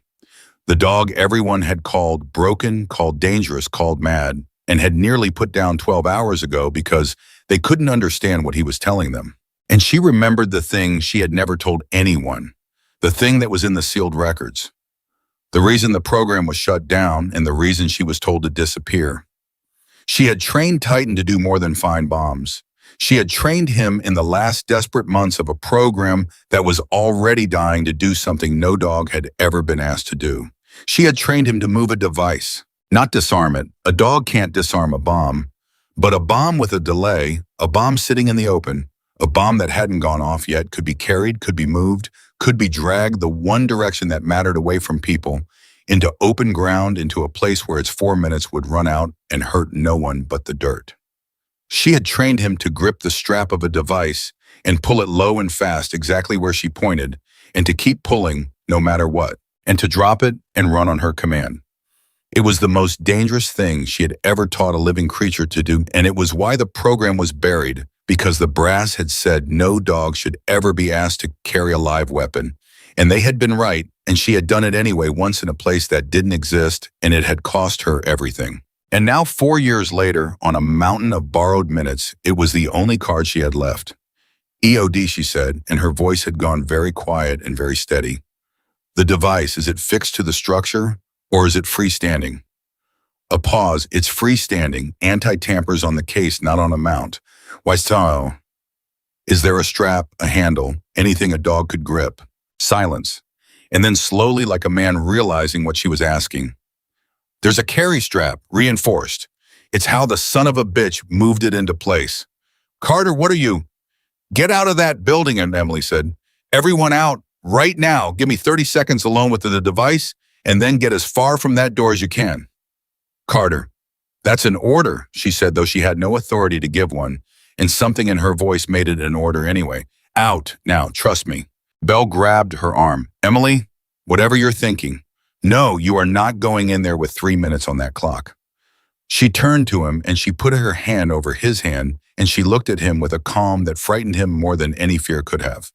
"I'm not going in there," she said. "He is." And she looked down at Titan. Belle followed her gaze, and the horror of it hit him all at once. No, you can't. You can't send him in there. He'll..." His voice broke. "Emily, if that thing goes off with him next to it..." "I know exactly what happens," Emily said, and her voice cracked just once and then held. I know better than anyone alive what I'm asking him to do. I trained him to do it. I've carried what it cost the last time every single day for 4 years. She dropped to her knees in front of Titan and took his face in both her hands, and the dog looked back at her with those eyes that everyone had called mad, and she saw in them the only thing she had ever seen. Trust, absolute unbroken, 4-year trust. But there are 200 men out there who won't clear that radius in time, and he can move that device faster than any of them can run. He can pull it to the open ground on the south side of home, away from all of them, and drop it and get clear. And if he's as fast as I know he is, he makes it. He makes it bell. And if he's not fast enough, Emily didn't answer that. She couldn't, because they both knew. It was 11:11, 2 minutes and 40 seconds on the clock. She pressed her forehead against Titan's forehead, and she closed her eyes, and she spoke to him in a voice too low for anyone else to hear, the voice she'd used with him in a life that had been sealed away and forgotten. The voice from the 18 months when she had built him into the impossible thing he was. "Okay, buddy," she whispered. "Last one, I promise. The last hard thing I'll ever ask you. You grip the strap and you pull it south all the way to the open ground, fast as you've ever moved in your life. And when I call you, you drop it and you run to me and you don't look back. You understand? You drop it and you run to me." Her voice shattered on the last word, and she caught it and held it together with everything she had. "You come back to me. You hear me. You come back to me this time. I already lost you once. You come back." Titan's tail moved once slow and certain, and Emily Carter stood up and she pointed at the door of the utility building, and in a voice that carried across the dark and stopped every heart that heard it, she gave the command she had sworn 4 years ago she would never give again. "Titan," she said, "fetch." And the dog was gone. He shot through the door of the utility building past the EOD team scrambling out of it, a black streak in the dark, and Belle couldn't watch and couldn't look away. And Emily stood absolutely still, her fists clenched at her sides, and her whole soul poured out through the open door, and the seconds fell away one by one, and the clock in every head counted down toward 0. And then through the door, low and fast, and dragging something heavy, came the dog. Titan had the strap in his jaws, and the device was moving behind him, scraping across the ground, and he was pulling it with everything in him. Every muscle she had ever trained, straining against the weight, hauling a live bomb across open ground toward the empty south field, exactly where she had pointed, exactly as she had built him to do. And Emily Carter watched her dog drag death away from 200 men, and she could not breathe, and she could not speak, and she could only stand and count. 90 seconds. "Go," she whispered. "Go, buddy. Faster, faster." He was halfway across the field. The device bounced and scraped behind him. His head was low and his legs were driving, and he did not slow and he did not stop. 60 seconds. "Almost there," she breathed. "Almost, almost." He reached the center of the open ground, the farthest point from every living soul on the base, and he was still pulling, still hauling it further because she had trained him to go all the way, to never drop it early, to trust her call. 40 seconds. And Emily Carter opened her mouth and she gave the second command, the one that mattered most, the one that was the whole reason she had built the drop and run into him at all, the one that was supposed to save his life. "Tighten out," she screamed across the field. "Outcome, come to me." And the dog dropped the strap, and he turned, and he ran. He ran back across the open ground toward the sound of her voice, low and flat, and faster than she had ever seen him move, faster than she had ever seen anything move his whole body. A single line of speed pointed at the woman screaming his name in the dark. And behind him, the device sat alone in the center of the empty field, counting down the last of its stolen seconds. And Emily Carter dropped to her knees with her arms open wide and screamed his name over and over into the night. Come on, buddy, come on, come to me, come to me." 20 seconds, he was halfway back. 10, he was closer. 5, he was almost in her arms, so close she could see his eyes locked on hers, so close she could almost touch him. And the world behind him turned to fire.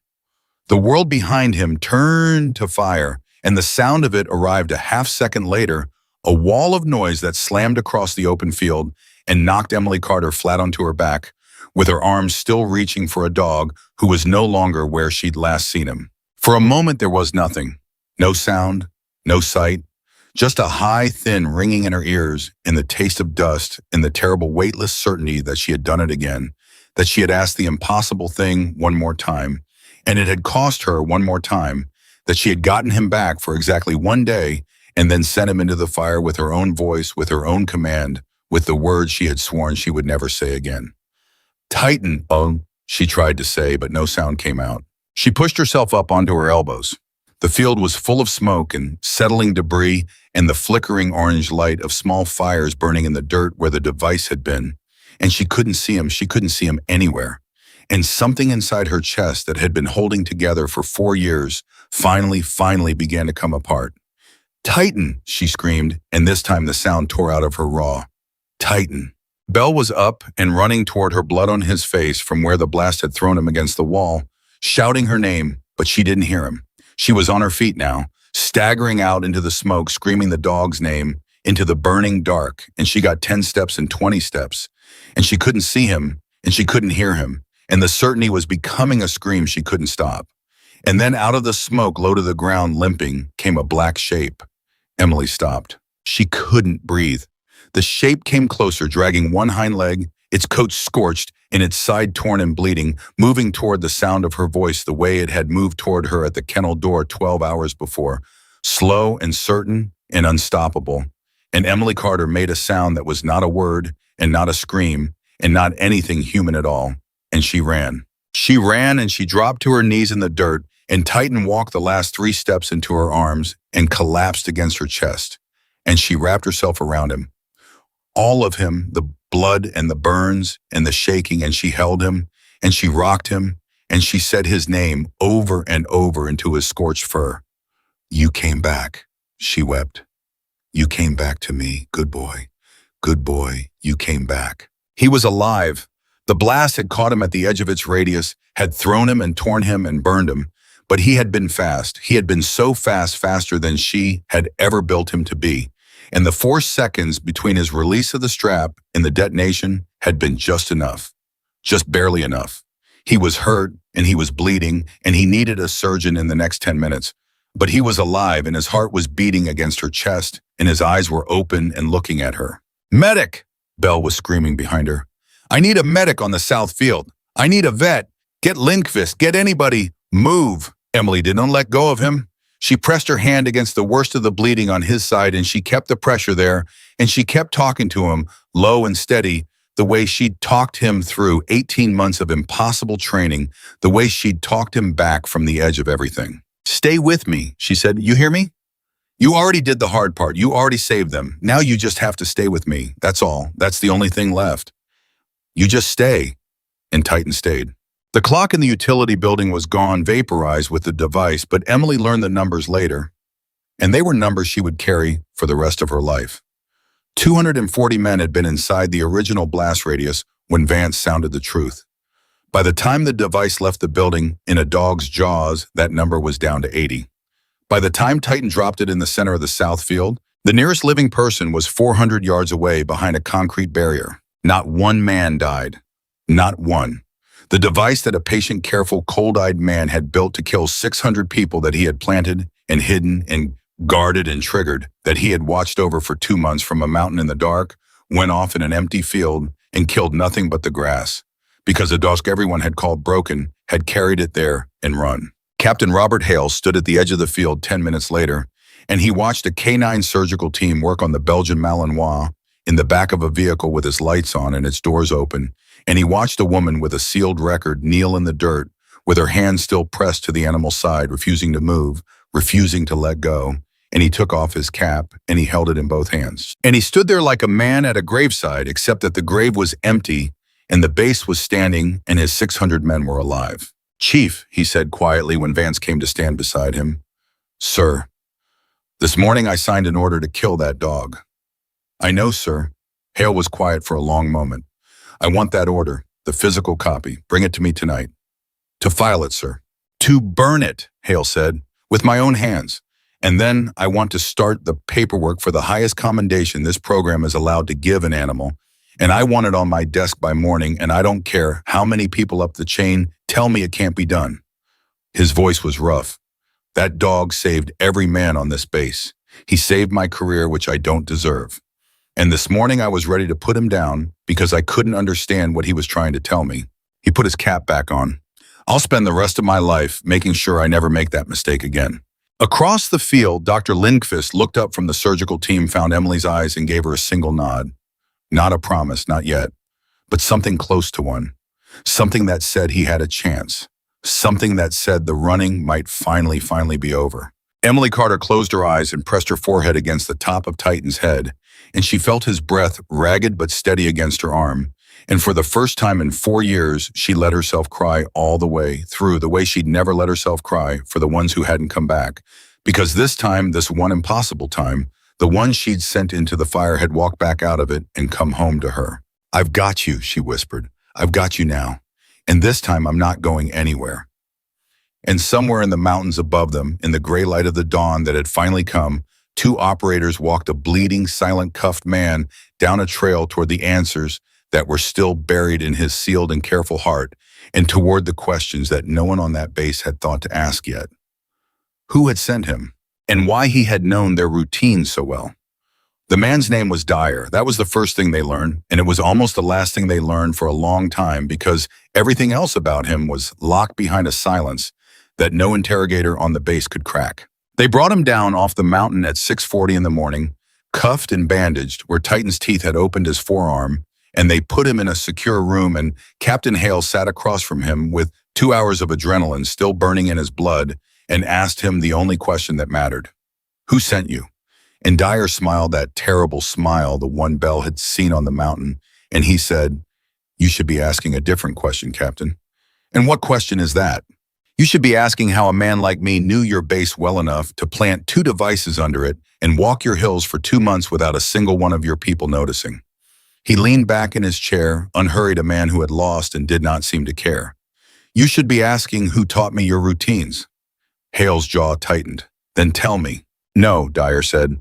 "I don't think I will, but I'll tell you this much because it'll keep you up at night, and I want it to." He looked at the captain with those flat, cold eyes. "I didn't have to break into anything. I didn't have to steal a single schedule. Everything I knew I was given. By someone who knew this base better than you do. Someone who's still connected to it. Someone you trust." The smile widened. "You caught the hand, Captain." "You didn't catch the head. And the head is still very much attached to your shoulders." And then he said nothing else, no matter what they asked, no matter how they pressed. He simply sat there and smiled, a man who had planted a seed of poison in the room and was content to watch it grow. It was 7:05 in the morning. Emily Carter was not in that room. She was in the base medical annex in a corner of the K9 surgical bay, sitting on the floor beside a steel table, with her back against the wall and her hand resting on a paw that hung off the edge of it. Titan was under anesthesia. Dr. Lindqvist and 2 assistants had been working on him for over an hour, and Emily had refused every request to leave, and eventually they had stopped asking, and she had folded herself into the corner and stayed. "His vitals are holding," Lindqvist said without looking up from her work. "The leg's the worst of it. There's shrapnel I have to get out clean or it'll cost him the limb. The burns are bad, but they're survivable, and there's some internal bruising from the concussion of the blast that I don't love, but that isn't bleeding, which is the thing that matters." She glanced at Emily for just a second. "He's strong, strongest dog I've ever had on this table. He's fighting me for every inch, which is exactly what I want to see." Emily didn't answer. She just kept her hand where it was, feeling the slow warmth of the paw against her palm, and she thought about all the years she had spent telling herself she'd done the right thing by leaving, by disappearing, by letting the record be sealed, and letting the dog be reassigned, and letting herself become a ghost. She had told herself it was for his good, that he was better off with a regular team, doing regular work, living a regular life, far from the things she'd made him to do and the price it had cost. And she had been wrong. She saw that now, sitting on the floor of a surgical bay with her hand on his paw. He had never stopped being what she made him. He had just been waiting all those years for the danger to come back so he could prove it. Bell found her there at 7:30. He came in quietly, a bandage over the cut on his forehead, and he sat down on the floor across from her without a word, and for a long time neither of them spoke. "He talked," Bell said finally. "Dyer, not much, but he said something you need to hear." Emily looked up. He said he had inside help, Bell said. He said someone gave him the routines. Someone still connected to the base. Someone Hale trusts. He watched her face. The captain doesn't want it going any wider than it has to until we know who it is. But I thought you should know. Because whoever it is, they knew the schedules well enough to plan an attack down to the minute, which means they knew about the exercise, the timing, the assembly area, all of it. Emily was very still. Emily, Bell said slowly, there's something else. Something that's been bothering me since last night, and after what Dyer said, it won't let go. He hesitated. Titan didn't just find the bomb, he found the man in the mountains.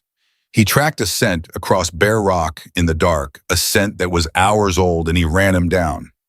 That's not normal. You said it yourself, that's not supposed to be possible. You said you built that into him in a program that got shut down and sealed. He looked at her. So how did Dyer know how to hide from a base full of trained people? But he had no idea he was being hunted by a dog who could do the impossible. How did he plan for everything except the one thing that actually caught him? Emily's hand went still on the paw. Because whoever briefed him, Bell said quietly, didn't know what Titan really was. They knew the base, they knew the schedules, they knew the security. But they didn't know that the Tal reassigned to a regular SEAL team 4 years ago was the last graduate of a program that officially never existed. They didn't know because that was sealed, that was buried, that was your secret. He held her eyes, which means whoever's inside, whoever helped Dyer, they came onto this base after your program was already gone. They're new enough not to know the old ghosts, but they're trusted enough to have the schedules. Emily Carter felt something cold and clear settle over her. Somebody who arrived in the last 4 years, she said. Somebody with access to operational schedules. Somebody Hale trusts. That's a short list, Bell said. It's a very short list, Emily said. And she rose to her feet slowly, her hand leaving the paw for the first time in an hour, and she looked down at the sleeping palm and then at the young handler who had called her in the middle of the night because he'd trusted an animal when no one else would. Bell, when Titan attacked those men in the kennel yesterday morning, you told me every one of them was walking toward that corner, toward the device. That's right. Was that the only thing they had in common? Bell frowned, thinking back. They were just the men who came to help restrain him, handlers mostly, and the maintenance guy Dyer that we now know was, he stopped. He stopped because Emily was watching him and because a memory was surfacing slow and terrible from the chaos of the day before. There was one more, Bell said quietly. There was one more man Titan went after. Not in the kennel. Later. In the afternoon when we were moving him to holding. A man came down to check on the situation. An officer and Titan lunged at him through the transport cage so hard we thought he'd break his own neck. We wrote it off. We thought he was still worked up. We thought he was just... Bell's face went pale. We thought he was just being aggressive. Who was it? Emily said. The officer. Who was he? And Bell told her. And Emily Carter felt the whole thing lock into place, every piece of it. The sealed program, and the reassigned dog, and the patient man on the mountain, and the inside help who knew everything except the one secret that would catch him, and she understood that Titan had not been trying to warn them about one threat. He had been trying to warn them about two. It was 7:50 in the morning. She went to find Hale and she found him coming out of the interrogation room with his face gray and his shoulders bent, a man carrying the weight of Dyer's poison, and she stopped him in the corridor, and she said without preamble, I know who's inside. Hale stared at her. Yesterday afternoon, Emily said, when your people were moving Titan to holding, a man came down to observe, an officer, and Titan tried to kill him through the bars of a transport cage. Your people wrote it off as aggression, but Titan doesn't do anything randomly. He alerted on the device. He alerted on Dyer, and he alerted on this man. 3 targets, 3 warnings, and you only listened to 2 of them because the third one was wearing a uniform you trusted. Who? Hale said. His voice had gone very quiet. Emily told him the name, and she watched Captain Robert Hale's face change, watched 30 years of instinct war against a truth he did not want, and she saw the moment he stopped fighting it because somewhere underneath the disbelief he already knew. He came to us 3 years ago, Hale said slowly. Operational planning. He builds the exercise schedules. He knows every rotation, every drill, every assembly down to the minute. He put his hand against the wall. He briefed the exercise that was supposed to happen this morning. He set the timing, he picked the assembly area. The color drained out of him entirely. He picked the exact place and the exact hour that Dyer's bomb was built to destroy. Because he told Dyer where to put it, Emily said, and when to trigger it. He didn't just leak the schedule, he designed the kill. Where is he now? Hale said. And that was the moment a young sailor came running down the corridor breathless and skidded to a stop in front of the captain and said the words that turned the morning cold all over again. Sir, Commander Reese just requested transport off the base. Says he's got an emergency at home. He's already at the motor pool. He's leaving right now. Emily Carter did not wait for Hale to give an order. She turned and she ran. She ran back into the medical annex and she came to a stop beside the surgical table. And Dr. Lingfist looked up at her in alarm and Emily said, "Is he awake? He's coming up out of it, but Emily, he can't." "I'm not asking him to work," Emily said, though even as she said it, some part of her knew that wasn't entirely true. She dropped to her knees beside the table and she put her hand against the side of the dog's face, and Titan's eyes fluttered, unfocused, drugged, exhausted, and then found her the way they always found her, and something in them steadied. "Hey, buddy," she whispered. I know you're tired. I know you already gave everything. And I would never ask you to move from this table, you hear me? Never. You're done. You did it all." She pressed her forehead against his. "I just need you to tell me one thing. One last thing. And then you rest and you don't ever have to do a hard thing again as long as you live." She lifted her head and she looked at Belle, who had come running in behind her, and she said, "Get me a comm to the motor pool. I need eyes on Reese. I need to know if he's carrying anything. A bag, a case, anything."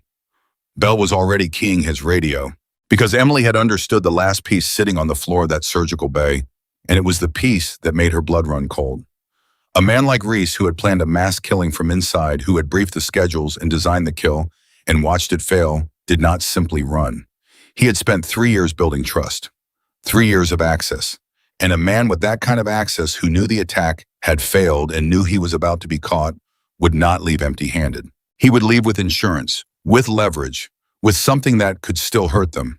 "Motorpool confirms," Bell said, his face tight. "Reese has a hard case. Pelican case, the kind you'd carry sensitive equipment in. He won't let anyone near it, and he's demanding immediate transport." "That's not a bomb," Emily said, thinking fast. "He's not going to blow himself up. It's something he wants to get off this base, something that proves who he really is, or something he can sell, or something the people who sent Dyer paid him to steal." She looked at Hale, who had caught up, now standing in the doorway. "Captain, whatever's in that case, you cannot let it leave this base. If he gets it past the gate, this doesn't end today. It goes wherever he goes, and it comes back. And next time there won't be a dog to catch it." Hale keyed his own radio, his voice snapping into command. "This is Captain Hale. Lock down the motor pool and the main gate immediately. Nobody in or out. I want Commander Reese detained, and I want that case secured. Do not let him board any transport. Execute now." There was a pause, and then the reply came back, and it was the worst possible reply. "Sir, Commander Reese is already mobile. He took a vehicle 2 minutes ago. He's heading for the East Service Gate, not the main gate. Security's thin over there. He's gonna make it out, sir, unless we stop him on the road." The East Service Gate. The one gate that had lighter coverage, the one route a man who planned everything would choose because he had briefed the security rotations himself, and he knew exactly where the base was weakest. "Get vehicles on him, Hale barked. "Cut him off." "Sir, everything we've got is on the north perimeter with the evacuated personnel. It's going to take us 4 minutes to get a vehicle turned around and moving, and he's 90 seconds from that gate. We're not going to make it." 90 seconds. 4 minutes to respond. The same brutal math as the night before, the math of a man who had studied their response times and built his escape around them exactly the way Dyer had built the bomb around them. And Emily Carter looked down at the dog on the surgical table. "No," she said softly. "Absolutely not. I already told you. You're done." But Titan was watching her, and his ears had come up just slightly, and his eyes had cleared just slightly, and she knew that sound in the room, the urgency, the fear, the running, and even drugged and broken and burned. Some part of the animal she had built was rising toward it, the way it had always risen, the way she had made it rise. No, she said again, and her voice cracked. Not you, not again, I won't. And Belle, standing beside her, said the thing she couldn't let herself think. Emily, there's a service road. The east gate feeds onto a single service road before it hits the highway. One road, and it runs right along the south edge of the base, right past this building. He was talking fast. You don't need him to run anything down. You don't need him to fight anybody. You just need him at the fence line on the alert so the security team knows exactly which vehicle to stop when Reese comes past. 60 seconds. On a leash. Just an alert. That's all. Emily closed her eyes. She thought about the paw she had held for the last hour. She thought about the fire in the field. She thought about the promise she had just made, the last hard thing never again. And she thought about a case going out an east gate full of something that would come back one day and finish what today had started. And she opened her eyes and she looked at her mom and she saw that he was already trying to lift his head. Lindqvist, she said, can he stand for 60 seconds? Just stand and alert. Nothing more. Tell me the truth. Dr. Lindqvist's face was a war of professional horror and something else, something that understood the stakes as clearly as anyone. The legs stabilize, the stitches will hold for 60 seconds if he doesn't run. But Emily, if he tears it, if he pushes it, he won't run, Emily said. I won't let him run. I swear it on my life. She was already sliding her arms under the dog gently, so gently, and Titan was already helping her, already gathering himself, and it broke her heart, and it filled her heart all at the same time because this was who he was. This was who she had made him, and he would not stop being it, not for anything. Okay, buddy, she whispered. One more time, but this is the easy one. This is the easiest thing I've ever asked you. You just stand next to me and you tell them who the bad man is. That's it. And then you never work again. I promise you. I promise. It was 7:58. She carried most of his weight to the door and out to the fence line along the South Service Road. Belle running ahead to position the security team, Hale coordinating on the radio, and she set Titan down on his three good legs in the gray morning light, and she knelt beside him with her arm around his chest, holding him up, holding him steady, and they waited. Down the road an engine, getting closer. That's him, Belle said into the radio. Vehicle inbound. Stand by. Wait for the dog. Wait for the alert. The vehicle came around the bend, moving fast, a base vehicle with a single man at the wheel, and Emily felt Titan tense against her arm, felt his head come up, felt 18 months of training and 4 years of waiting, and one night of fire all gather in the body of the dog beside her. And as the vehicle drew level with them, Titan alerted. He didn't lunge, he didn't run, he couldn't, but he threw everything he had left into the one thing he could still do. His whole body pointing rigid and certain at the man behind the wheel, and the sound that came out of him was the same sound that had woken Marcus Bell at 3:17, the morning before the low-rising, unmistakable declaration of a dog who has found the threat that everyone else has missed.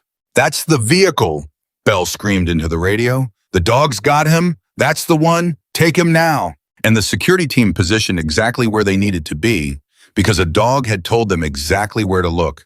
Came out of cover with their vehicles and their weapons, and they boxed Reese's car against the fence. And it was over in 15 seconds. The man dragged out of the driver's seat with his hands in the air and his careful 3-year plan collapsing around him, and the hard case pulled from the passenger seat and secured, and the whole thing done finished, ended, because of 60 seconds of a broken dog standing on 3 legs at a fence. Emily Carter didn't watch the arrest. She was already down in the dirt, both arms around Titan, easing him back down to the ground, checking the leg, checking the stitches, whispering to him, you did it, you did it. That's the last one. That's the very last one. I promise, no more. You're done. You're done forever. Good boy, good boy, good boy. And Titan's job finished the last threat named and caught, let himself sag against her, and he set his head down in her lap and he closed his eyes, and he let go of all of it at last, safe in the arms of the one person who had always known exactly what he was trying to say. They got the case open an hour later. Inside were the plans, the real plans, the ones that would have made this morning the first attack instead of the only one. Schematics of 3 other facilities. Timing. Contacts. The names of the people who had sent Dyer and paid Reese the head, that Dyer had smiled about the whole poisonous architecture of a thing that was supposed to have kept unfolding long after the base was rubble. And it was all in Hale's hands now instead, because a dog nobody understood had refused to stop warning them until every last piece of it was caught. It was 9 in the morning. The sun was fully up. The base was standing. 600 men were alive. And in a surgical bay that smelled of antiseptic and smoke, a woman sat on the floor with a sleeping dog's head in her lap and finally let the 4 years of silence pour out of her. Not in words, just in the steady fall of tears, she no longer had any reason to hold back. "I'm not leaving this time," she told him, though he was asleep and couldn't hear her. "Whatever happens, whatever they say, I'm not disappearing again. You waited 4 years for me. I'm going to spend the rest of your life making sure you never have to wait for me again." She didn't know how long she sat there. Long enough for the light through the high windows to change from gray to gold. Long enough for her legs to go numb under the weight of the dog's head. Long enough for the adrenaline of 30 straight hours to finally drain out of her body and leave behind the deep, bottomless exhaustion of a person who has been holding something up for far too long and has just been allowed to set it down.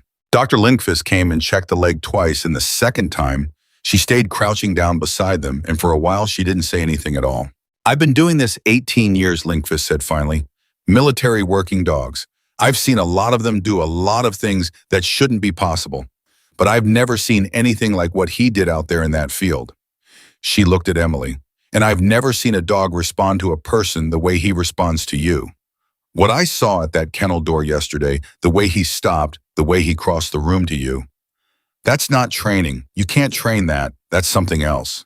"It's trust," Emily said quietly. "That's all it ever was. Everything I built into him was built on top of that. The tracking, the alerting, the thing he did last night. None of it works without the trust underneath it. And you can't teach trust. You can only earn it, and then you can only keep it, or you can lose it." Her hand moved slowly over the dog's head. "I earned it over 18 months, and then I lost it, or I thought I did, because I disappeared and I let them take him away, and I told myself he'd forget me and be better off." Her voice caught, but he didn't forget. He waited.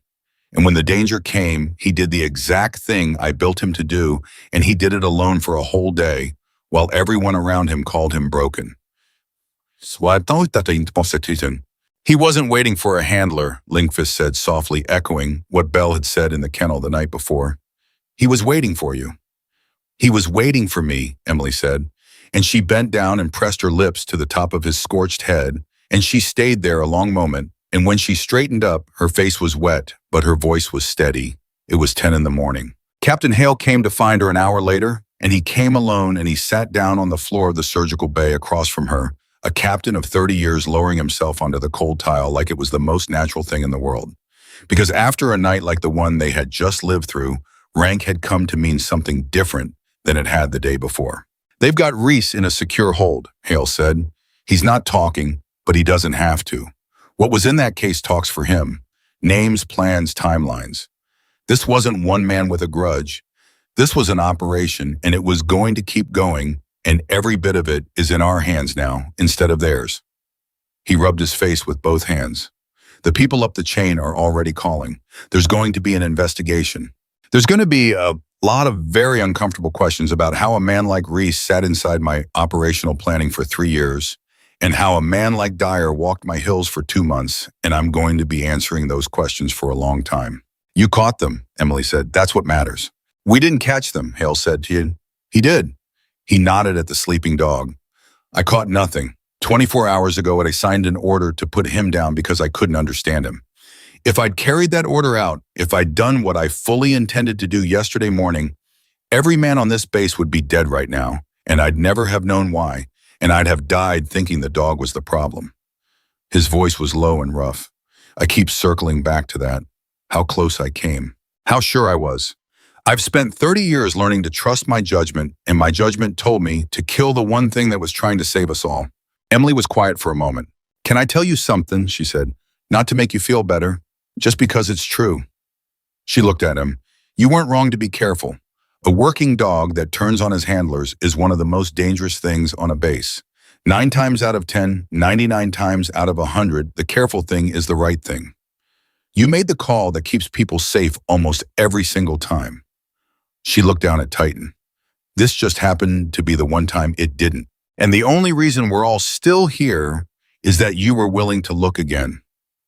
When Belle wouldn't let it go, when the vet said the vitals were wrong for aggression, when I showed up in the middle of the night, you could have told all of us to stand down and carried out your order, and no one would have blamed you.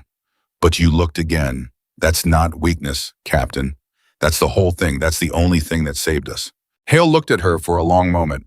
Your record's still sealed, he said. I put in a request this morning to have it opened at least to me so I could understand who I've got sitting on my floor. It came back denied inside an hour, which tells me two things. It tells me that whatever you did 4 years ago went very high, and it tells me that somebody somewhere still cares very much about keeping it quiet. He held her eyes. So I'm not going to ask you what happened. I can see it costs you to even stand near it. But I want you to know that I know there's a whole story here that I'll never be told. And I want you to know that I'm grateful for every part of it, even the parts I'll never see. Emily didn't answer right away. She looked down at the mom in her lap and something moved across her face, some old grief surfacing and settling again. There were others, she said finally, quietly. Before him, in the program, other dogs, other handlers. We were doing something that had never been done, and we were doing it fast because the people who funded us wanted results, and we cut corners we shouldn't have cut. She swallowed.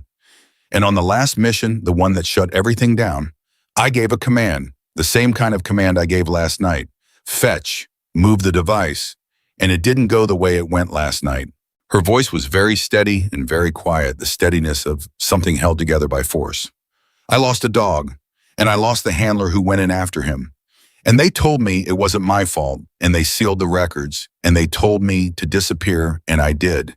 And I swore I would never give that command again as long as I lived. Hale didn't say anything. There was nothing to say. And then last night, Emily said there were 200 men who weren't going to clear the radius in time, and Titan was the only one who could move that device, and I stood there and I felt the whole thing again. The exact same choice, the exact same command sitting in my mouth, and I knew what it might cost because I had already paid it once. A tear ran down her face and she let it, and I gave the command anyway, because that's what he was for, because that's what I made him for, and because there were 600 fathers and sons on this base who were going to die if I didn't. She pressed her hand flat against the dog's chest, feeling the slow, steady beat of his heart. And this time he came back. This time I got him back. And I don't know what I did to deserve that after the last time, but I'm not going to waste it. Hale reached out slowly and put his hand on the dog's flank very gently, a captain paying his respects the only way he knew how. Then don't, he said. Whatever comes next, whatever the investigation turns up, whatever the people who sealed your record decide to do, you get to keep him. I'll put that in writing today, and I'll fight anyone who tries to take it back. This dog served this country in a way that'll never be in a report, and he did it because of you, and the two of you are done being separated. That's the one thing in this whole mess that I can control, and I'm going to control it. He stood slowly, his knees protesting. You have my word, Commander. It was 11 in the morning.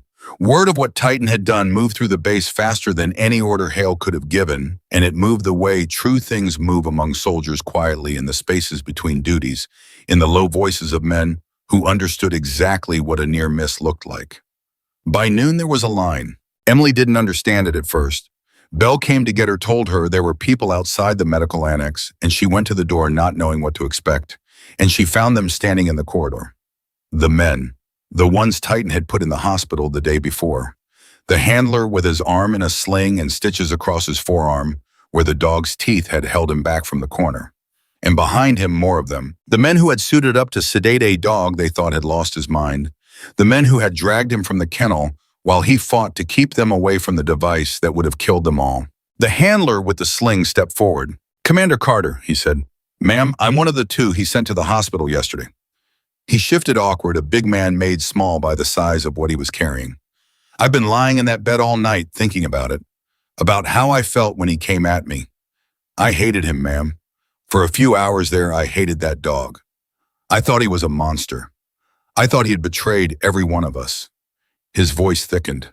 And then I found out what he was doing, that he was trying to keep me away from the exact spot that would have killed me. That the bite on my arm, the one I was so angry about, was him saving my life. He had to stop for a second.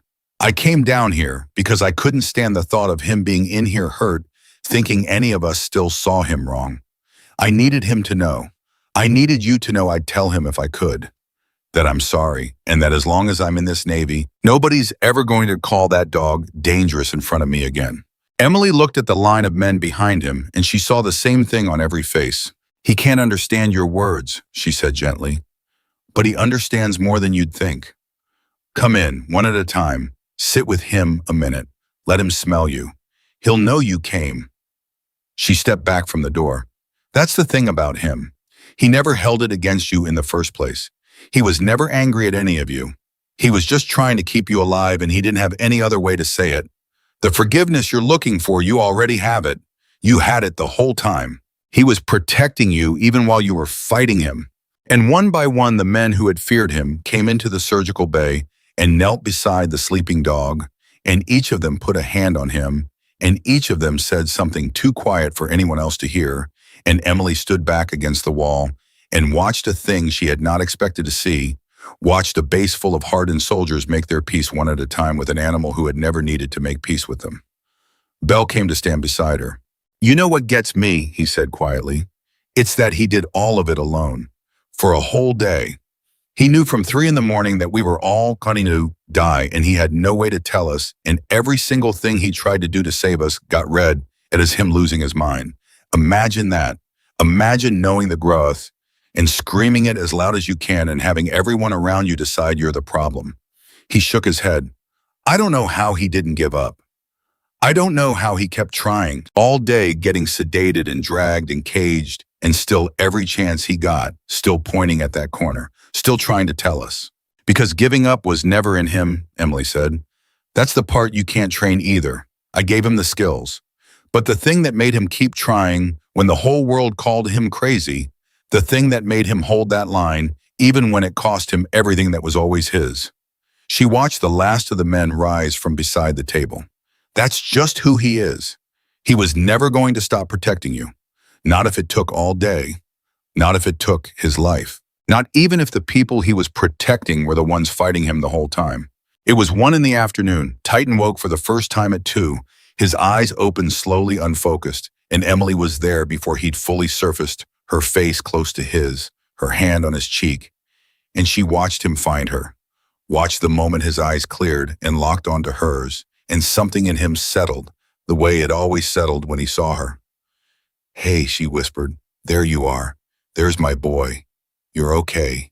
You're okay. It's over. It's all over. You did it. His tail moved weakly once against the blanket, and then slowly, painfully, he tried to do the thing he always did, the thing he'd done at the kennel door, the thing that had started all of it. He tried to get up. He tried to come to her. No, Emily said, her hands going gently to his chest, holding him down. No, you don't have to.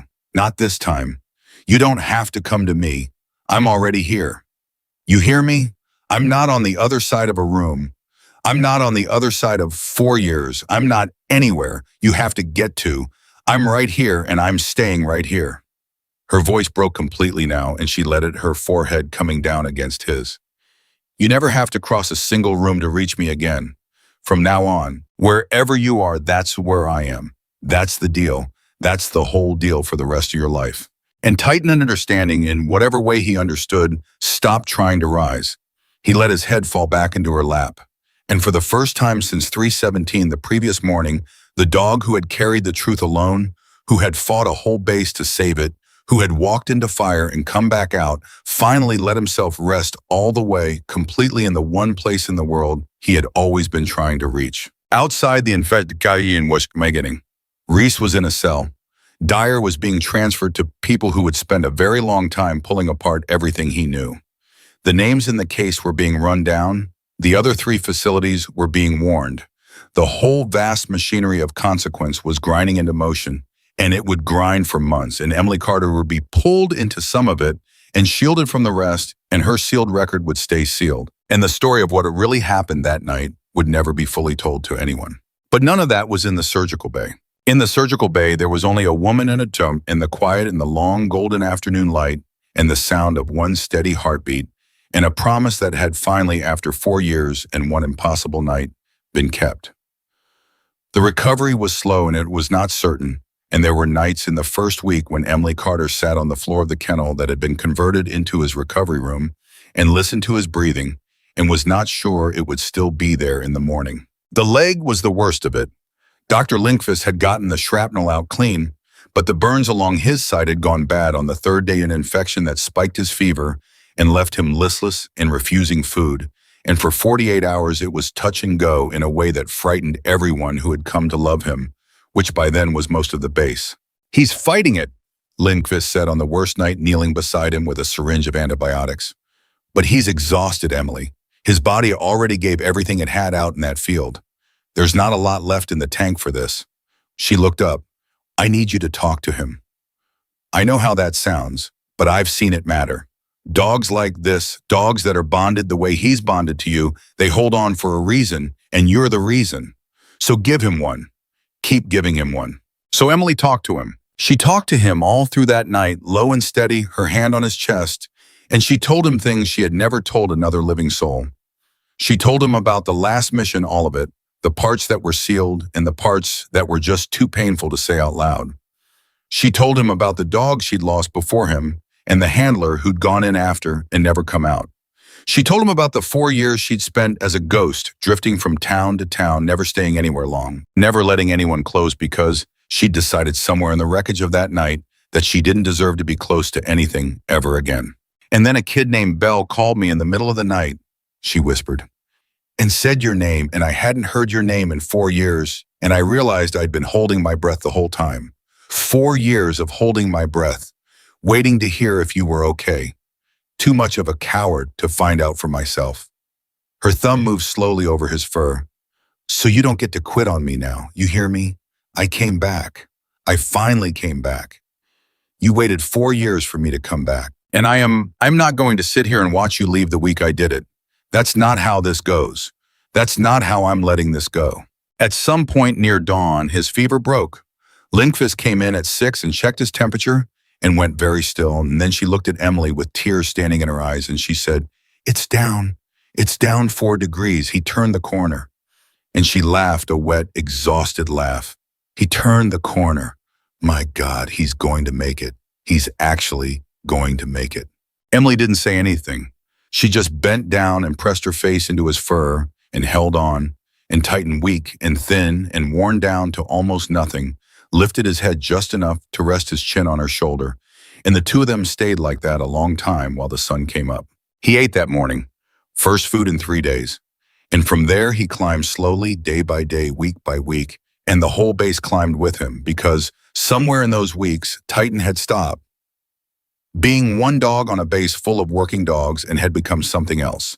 Something the men needed, a story they could hold on to, proof of a thing they all wanted to believe but rarely got to see. That loyalty was real, that the truth won in the end, that the thing you were most tempted to give up on might be the very thing trying hardest to save you.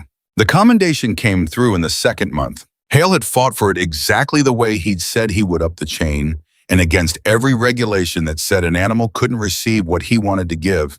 And in the end, something in the story had been strong enough to move even the people who moved slowly, and it was approved, the highest honor the K9 program could bestow. And Hale had insisted on a ceremony, a real one, the whole base assembled, because he said the men who had nearly died deserved to stand in formation and salute the one who had saved them. Titan walked to that ceremony on his own 4 legs. It was the thing everyone remembered afterward. The leg had healed, though he would carry a limp for the rest of his life, a slight hitch in his gait that told the story to anyone who knew how to read it. And he could have been carried, Lindqvist had offered. But Emily had knelt down in front of him that morning and looked into his eyes and said, "You want to walk it, don't you? You want to walk it yourself." And she'd stood and she'd taken up his lead, loose in her hand the way it had always been, and the two of them had walked out in front of 600 assembled men, slowly the dog limping and the woman matching his pace, exactly neither of them hurrying, and not one man in that formation made a sound until they reached the front. And then Captain Robert Hale, 30 years in the Navy, called the entire base to attention and had them render a salute to a Belgian Malinois, and 600 hands came up as one, and Emily Carter stood beside her dog with tears running freely down her face, and Titan sat straight and proud and steady and took the salute of the men he had saved. Bell was in the front row. He was crying too, and he didn't care who saw it. Afterward, when the formation had broken, and the men had come forward one by one to pay their respects the way they had in the surgical bay weeks before Hale drew Emily aside. "There's something I have to ask you," he said. "And I want you to know, before I ask it, that whatever you say, it doesn't change anything I promised you. He's yours, that's done. But I have to ask." He paused. "The program you ran, the one that's sealed, there are people who want to restart it. Quietly, they've seen what he did, and they want to know if it can be done again, if you can build another one like him." He watched her carefully. "They want you to come back and run it. And they've authorized me to make you an offer I'm honestly a little afraid of the size of." Emily was quiet for a long moment. She looked out across the base at the men still gathered around her dog, at the young handler, Bell, laughing at something at the sun on the mountains where a man had once sat in the dark with his finger on a trigger. And she thought about it. She let herself really think about it because it deserved that much. A chance to do the thing she was best at in the world. A chance to matter again in the way she'd once mattered. A chance maybe to build something that could save more lives, more Titans, more men who would go home to their families because of a dog who found the danger first. And then she looked down at the dog beside her. "No," she said. Hale nodded slowly like he'd expected it. "Can I ask why you'd be extraordinary at it?" "You already were." "Because I already built the best one there'll ever be," Emily said.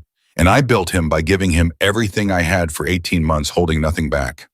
And then I disappeared for 4 years and left him to wonder where I'd gone." She put her hand on Titan's head. "I'm not going to do that again. Not to him, not to another one. If I go build a new program, I pour myself into new dogs, and this one, the one who waited 4 years, the one who walked into fire for me, he gets what's left over." She shook her head. "He already spent enough of his life waiting for me to have time for him. He's not spending the rest of it that way. The rest of his life, he's the whole thing, not the leftovers, the whole thing." "That's the answer I hoped you'd give," Hale said quietly, "even though it's the one that costs the program the most. Maybe because of that." He offered his hand and she took it. "Then go live it, Commander. Go give him the rest of his life. God knows he earned it. God knows you both did." They didn't stay in the Navy. Emily's record was never unsealed, and in a way she came to be grateful for it, because it meant she could simply walk away a ghost one more time. Except this time she wasn't walking away from anything. She was walking towards something. She took Titan and she left the base, and she didn't drift the way she'd drifted for 4 years, town to town, never landing. This time she landed. She found a small place with land around it, room for an old war dog to move slow through his days in the sun, and she stayed and she didn't leave. Bell visited, often at first, and then less often as his own career took him elsewhere. But he never stopped, not entirely, and every time he came, he brought news of the base and sat on the porch with them and marveled at the old dog dozing in the light. "You know, he saved my life twice," Bell said once years later on one of those visits. "Once with the bomb, and once just by being what he was. Because after that night I understood something about this job I hadn't understood before. That the thing in front of you, the thing that scares you, the thing everyone's telling you to shut down or write off or put down, sometimes that's the thing that's trying hardest to keep you alive." He watched Titan's ribs rise and fall in the sun. "I've been a better handler ever since. A better man, maybe, because I look twice now. I look at what the dog's looking at. I never did that before him." "That's the thing he taught all of us," Emily said. "That's the whole story, really, when you strip everything else away. He wasn't dangerous. He was loyal. He wasn't broken. He was trying to tell us the truth. And we almost killed him for it because the truth looked like aggression and the loyalty looked like betrayal, and none of us wanted to look twice." She reached down and rested her hand on the old dog's head. "People do that, not just with dogs, with each other. They see the anger and they miss the fear underneath it. They see the failure and they miss the message inside it. They give up on the exact thing that was fighting hardest for them." She was quiet a moment. "He spent a whole day screaming the truth into a world that had decided he was the problem. And he never once stopped screaming it. That's the part I think about. Not that he was right, that he never gave up on us even when we'd given up on him." The years went by and Titan grew old. The limp got worse and the muzzle went gray, And the long runs became long walks, and then short walks, and then at the end, just lying in the sun with his head in Emily's lap, exactly the way he'd lain that first afternoon in the surgical bay. And Emily was there for all of it, every day of it. She had made him a promise on the day he woke up that from now on, wherever he was, that was where she'd be.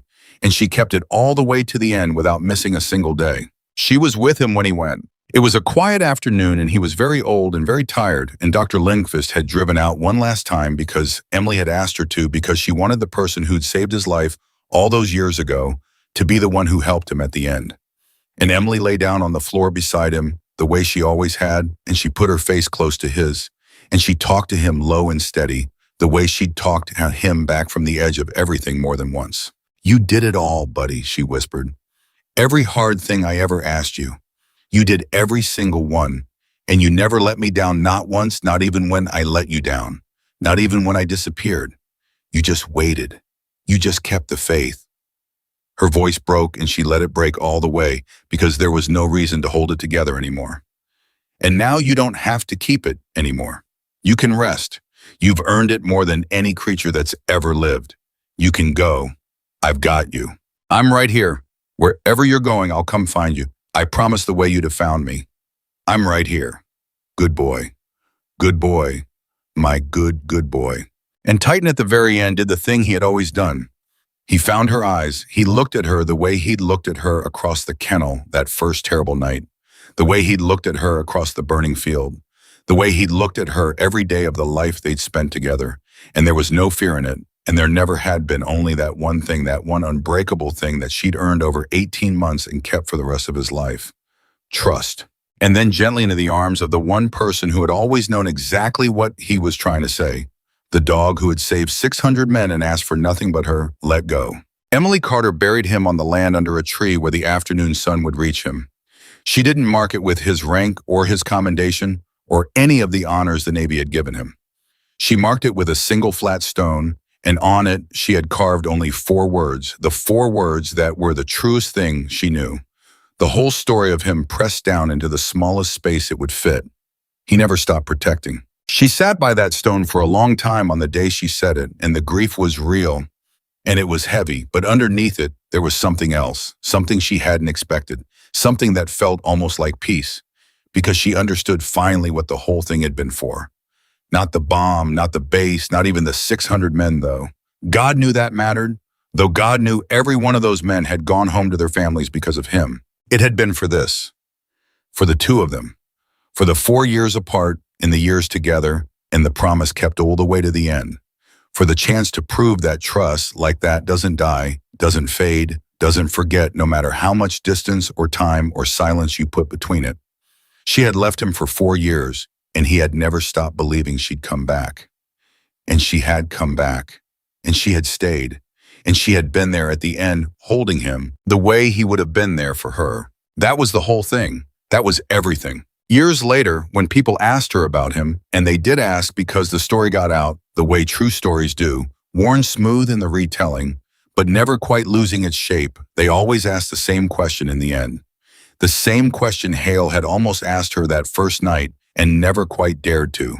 How did he do it? How did a dog know what no human on that base could see? How did he hold on through a whole day of being called broken and dragged and caged and never give up? How did he walk into fire and come back? How did he remember her after 4 years the moment she said his name? And Emily Carter always gave them the same answer. The answer she'd given Hale in the kennel that first night before either of them knew how the story would end. She would look at whoever was asking, and she would think about a flat stone under a tree and about 4 words carved into it, and about a dog who had loved her past all reason and all distance and all time, and she would say the truest thing she had ever learned. "Dogs don't remember commands," she would say. "They remember trust. He remembered mine because I earned it, and then I kept it all the way to the end. That's the only secret there ever was. There's no training that makes a heart like his. You can only earn your way into it, and then you have to be worthy of it every single day for the rest of their life." And her voice would steady, and she would finish the way she always finished, the way that closed the story and left nothing more to say. "He was the best of us. He was braver than any soldier I ever served with, and more loyal than any person I ever knew. and he never once asked for anything but to be believed. And in the end, that's what he taught a whole base full of hardened men, and it's what I carry every day of my life. The bravest heart doesn't always stand on two legs and carry a weapon. Sometimes it walks on four legs and wears a collar. Sometimes the one you're most afraid of is the one who loves you most. And sometimes the truest hero of all is the one nobody understood right up until the moment he saved them all. And that was the truth of Titan. He was never dangerous. He was never broken. He was loyal from his first breath to his last, and he protected the people who feared him even while they fought him. And he waited 4 years for the one person who understood him. And when the fire came, he walked straight into it and carried them all out. He never stopped protecting, and he never will be forgotten.